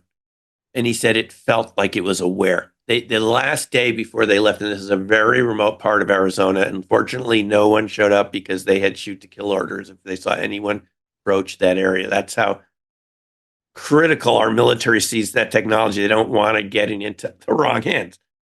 And they never saw anyone so remote, Arizona out there. But he said the last day they got to go up and peek their head in a hole that was in the side of the hull. And he said, got this feeling like he shouldn't be there, like it felt sentient. But, this is very serious topic, and it's serious, Lorianne, because anyone involved with it is in this NDA black hole, not a Matsumoto condensed matter black hole. It's a black hole of non-disclosure that is serious enough that Kelleher and Lukatsky said they don't care if they're given immunity by Congress. It doesn't overrule their NDA. That's right. And I've spoken to these people who've been in these programs, and most of them I've never shared their names. I haven't even put them in my books when they asked me never to mention it again because of the consequences. One guy said, if I hid in the deepest forests of Siberia, they would find me. That's how serious this is. It's technology, next generation technology, way beyond our carbon-based propulsion systems, that anyone who develops this first has a huge military advantage. Unfortunately, that's how they're looking at it. Then let me ask you this. Our secret space program. Yeah. We've already got there. But do you think it's the aliens that are doing it? Or do you think we have even the capacity to understand how they fly that big black triangle that flew over my head? No, it's a good question. I don't know how developed that space program is. We don't know how much of it is this disinformation that they also put out to cover their own research, maybe to intimidate adversaries. It's hard to say how developed that is, but when I asked someone who had been in OSAP point blank about this, because I go to these conferences, I said, how developed is those what are called alien reproduction vehicles? He said, not that developed. That was the response. They just haven't totally figured out. It's still at the experimental stage. So I think that I don't know. I just don't know. I'm not enough of an expert. I'm sure people that do this full time. I know that these programs exist, and even Lou Elizondo has said on these recent podcasts, and he's been more outspoken than anyone else. He wrote Imminent, and it's a fascinating book. He said, I can't say anything. You heard him say this just 2 weeks ago. I can't. Yeah. Lou, you're so close. What? He said, I can't talk. So we know this is drop dead serious stuff. Even this broadcast that we're doing right now, we're right at the edge of real secrets. I don't personally know anything more than I've told you tonight. I've been totally open what I know. And who's ever shared it with me has felt it was important to share it. Yeah. But I do know, having talked to a guy named Phil, and that's also in Black Swan Ghosts, he said, I don't care about the NDA. Bill, I know from the Colorado area, goes to conferences. Yeah. And he said, no, I'm going to tell you what I know about it. It comes down through NASA, through special access programs within NASA that the public doesn't know about, and they farm it out to JPL. Yeah. JPL farms it out. and everybody else. Yeah. Yeah. JPL gives it to all the aerospace contractors. This is why Schumer, eminent domain, we want to get it back. They know what's going on. JPL farms it out to aerospace companies, and then there are these different groups. I've heard about these people from these groups. They get a piece, and they're told, we can't figure it out. The people who made it left, can you figure it out? And it's this big or it's this big. And I haven't spoke to anyone who said they could figure it out, because it's like giving a laptop to someone in the Middle Ages. Yeah. Yes, the light would come on the screen, but they wouldn't. There's no internet there. There's no plug-in power. You see, it's sort of that analogy. So I'm told 1,000 years is the difference in our know-how, and it's a game changer. Whoever figures this out. Now, our bent would be: can we figure this out for peaceful purposes to reduce pollution, have more abundant energy and resources without destruction and entropy and greenhouse gases and all the things that come about from the negative effects of industrial life, destroying the ecosystem, destroying the oceans. I think the rest of us who don't think about these military security issues, or are not involved with that, are thinking about, my sense of security is planetary security, about not destroying the ecosystems and biological diversity, which is going down at an alarming rate. And that's why we should develop this type of technology, because it's non-destructive, abundant technology that doesn't have to create toxic pollutants and forever chemicals and things that we don't even know the effects that are going to be from. So that's my point of view on it. I realize the military intelligence community, when I talk to them about this, sometimes they say, listen, the reason you sleep safely in your bed at night is because of our special access programs, especially at Area 51. That's why you go to bed at night and don't worry about waking up the next morning, because of what we're doing with our SAPs. And they're probably right. They are. You look at what's going on in the world right now. I'm not disagreeing with that. But even people like Elizondo and Chris Mellon said there has to be some balancing point where there's public discussion, so that democracy doesn't die on the vine, because democracy is based on accountability and, checks and balances, and that requires a certain degree of transparency. And these people themselves have told me that the net result of these programs is lack of information and understanding, because once you've signed those NDAs, you can't talk to anyone about it. Even in your same program, you can't talk to the person at the other desk. The guy next to you can't even know about it. I know. So you come up against it. You want to figure out the nanotechnology. There's nowhere to go, which is why Hal Puthoff ends up submitting those 30 DIRDs, as they were called, those defense intelligence directives. Remember, with OSAP, to hide the fact. That's what he told us at the conference you and I were at. He created as the science leader at OSAP, right? He wanted to find out what's the best state of knowledge to tell if these materials are manufactured on Earth or are they NHI. So you put out these proposals for what's the state of the art in that field, in metamaterials, metallic glasses, topological insulators, all these sexy condensed matter physics topics, right? Yes. A whole variety of topics, right? Medical effects of plasmas. Oh my God, yeah. But nobody knew they were in a UFO. It was a UFO project. It was just looked at, and they got the best experts at the time, right? 15 years ago, to let them know the state of the art. And that's how they had to do it, because of the classification. So the danger here is we have another Sputnik moment, because other countries, and I was at the citizen hearing in 2013 at the National Press Club, and you had people coming from Latin America, from those militaries, people from China, and others, they were more open about it. Maybe you get what I'm saying. You know what I mean, it's just it's bad science. It's bad science, and we can't have security at the cost of bad science. Well, we're not making the progress we could make if we could all share. Let's just put it that way. I know we can make great progress, but it is what it is. Okay, we got to get to a couple questions, and then please do. Yeah, good I'm happy night. to- Because, yeah, here we go. Okay, David asks, can the good doctor comment on potential collusion of our military with the aliens? Do you think they're doing it? I do.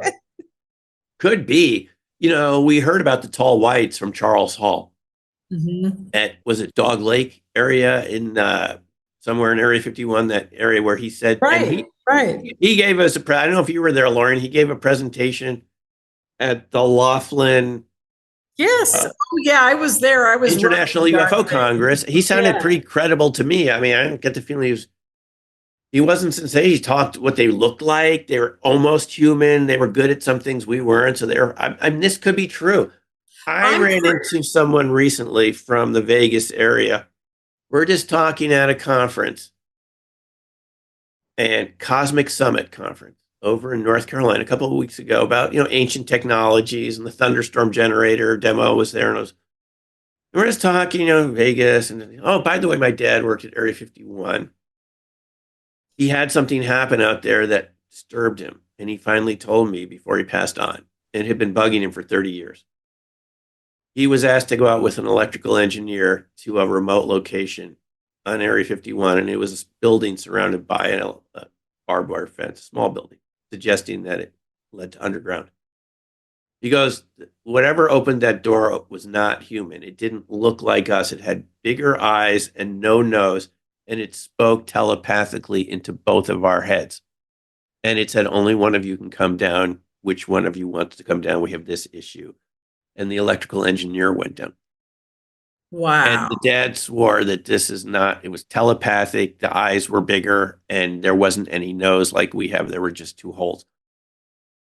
And he thought it was a non-human that was good at being in desert conditions that might do better than a human out in extreme conditions, guarding an important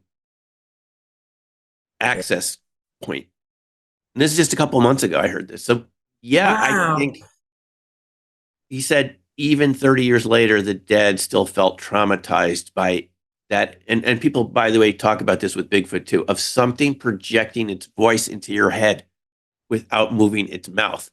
Oh yes, I've had it happen, so I know how weird it is. It's not for the layperson. Let's put it that way. You got to kind of been indoctrinated.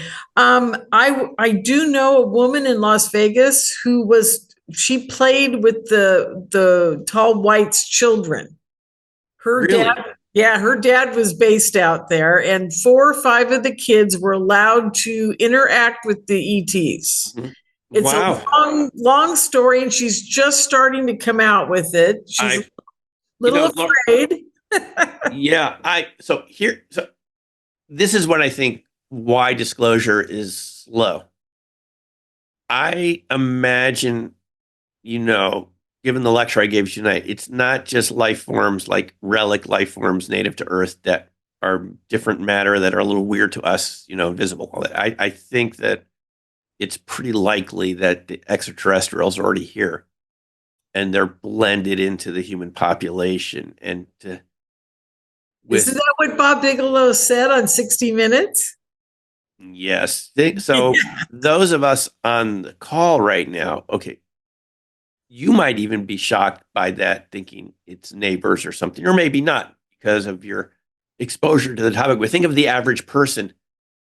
How would they react? I mean, maybe there's no control over this. They've just kind of blended into the. It was Sergeant Major Robert Dean. Remember Robert? Oh, yeah. Robert and I were very close. The Schaeff report at Brussels. And one night the guards come to him and say, you want to see this report? And they show. I asked him. He said the appendix was this thick. And that's right. They didn't know if this human looking, he said they looked exactly like humans, but they weren't sure if they were humans or ETs that were mimicking humans. That would be kind of scary for some people. How would you know, people in your life, if they were human or not? I mean, it would change society pretty overnight. It would change the outcome of an election. Yeah, it would, wouldn't it? Well, here's something very interesting in my life is that David agrees they are among us. So there you go. That's the answer to that question. But I really do believe that many children not children, people my age in their 60s are products of hybrid program that's going on. Yeah. I really do believe that now. If you'd asked me 20 years ago, I would have said, no way. But what I've been through in the last 20 years, my brain is guaranteed that it is a reality. That there is something going on where they're trying to figure out how to become us or us become them. And I don't know the reason why. I can't figure that out. But maybe it has to do with our intellect. I'm going to tell you a quick story. The gentleman that I was very close to that did work for Bigelow at one point, and many other projects, by the way, that I can't talk about, that he wouldn't talk about. I did get, you know how they can insinuate something if you ask the right questions. I did get a lot of that going on. And the people listening in on this from the DIA or wherever, I never told anything. Okay. All right. Now that we've got that cleared up, I will tell you about his ET experience. He had a gray ET ask him to come very close to his eyeball when they were in communication. And he saw what looked like little tiny caviar eggs all smooshed together to make that black surface. And the ET said to him, the reason we have such a problem communicating with you guys is because you've got two spheres of your brain. Every one of those little caviars in my eyeball is connected to a brain sac about 1/5 the size of one part of your lobe. And I've got hundreds of them. And they're all interconnected like a neural network, and we're all connected to each other, and we're all connected to the ship. Wow. That's what he told him. So think about that for a while. Isn't that wild? I think the reason progress has seemed so slow in this whole area for the couple decades, I think a lot of us thought in the 90s it was just about to happen, right? The disclosure. Yeah. It's because the truth must be really, shocking in some way. You might have just said something right now. You've immunized us to that, because when we hear it again, Lauren was talking about that. But imagine the average Joe Q public, their level of mentality, and they won't believe this, and they'll just, it could cause a type of psychic shock. Exactly. In the same way but back then at Copernicus time, when people realized the Earth wasn't the center of the universe, Galileo was going in that direction, and Copernicus had proposed this, and Galileo proved it with his telescopes. Well, he sort of showed that it didn't explain what he was observing with his telescopes.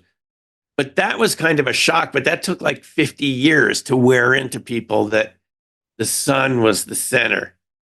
Even Copernicus wasn't totally sure when he passed on if this was just a model or if it really worked this way. And that took decades. But nowadays, it would be boom. So I think this has led to greater degrees of classification. I'm not making this up. This is what the Robertson panel concluded in 19. I was just going to say that. Yeah. Didn't they? That whatever it was, it could be exploited by the Soviets to create instability through jamming the phone lines from panic with even pretend UFOs. So they had to dumb it down so that people weren't interested anymore. And that's what we've been experiencing for 70 years, is this legacy of the Robertson panel. If you don't believe me, listen to what Rick Doty says. Oh, yeah. On Disclosure Tonight, on that podcast where he's often a guest. I interviewed him right there when we were there at MegaCon, and he told me the same thing. It's on my YouTube channel. His job was to play up the UFO angle to make it seem almost unbelievable, so you weren't guessing what the Air Force really had at Kirtland, which were very advanced drones, which no one knew about at the time. So you called them UFO. But he was creating this disinformation. When he was the first one, when I asked him, I said, what's the truth? He goes, oh, no, it's all real. we just couldn't tell people at the time. So we just Exactly. I'll never forget. It was so cute. Rick Doty came up to me at that conference and said, Lorian, do you think anybody would care if I sat in on an experiencer group? And I said, well, are you an experiencer? And he just smiled at me and said, what do you think? I thought that was so cute because I think he is an experiencer. After all he's been through, I don't think he has a choice at this point. Yeah, no, he is. And he said right there at that lecture that you and I both heard that he at Paul Benowitz's house, an orb came through the wall. That's right. That's right. And was hanging out. And he said, Paul, what is they going? Paul said, oh, those just show up all the time. Those are just, my ET friends or something. And Rick said he saw it. So, I mean, this is like, we were talking about this. Was it natural? Is it some intelligence? Where is it on that spectrum of?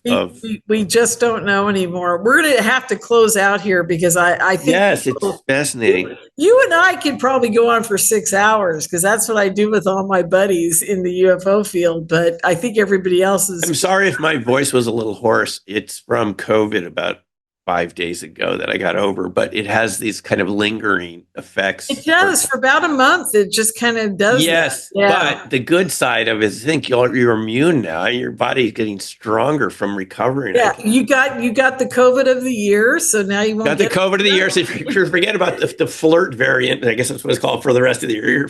Exactly. You get a hall pass. Yeah, you do.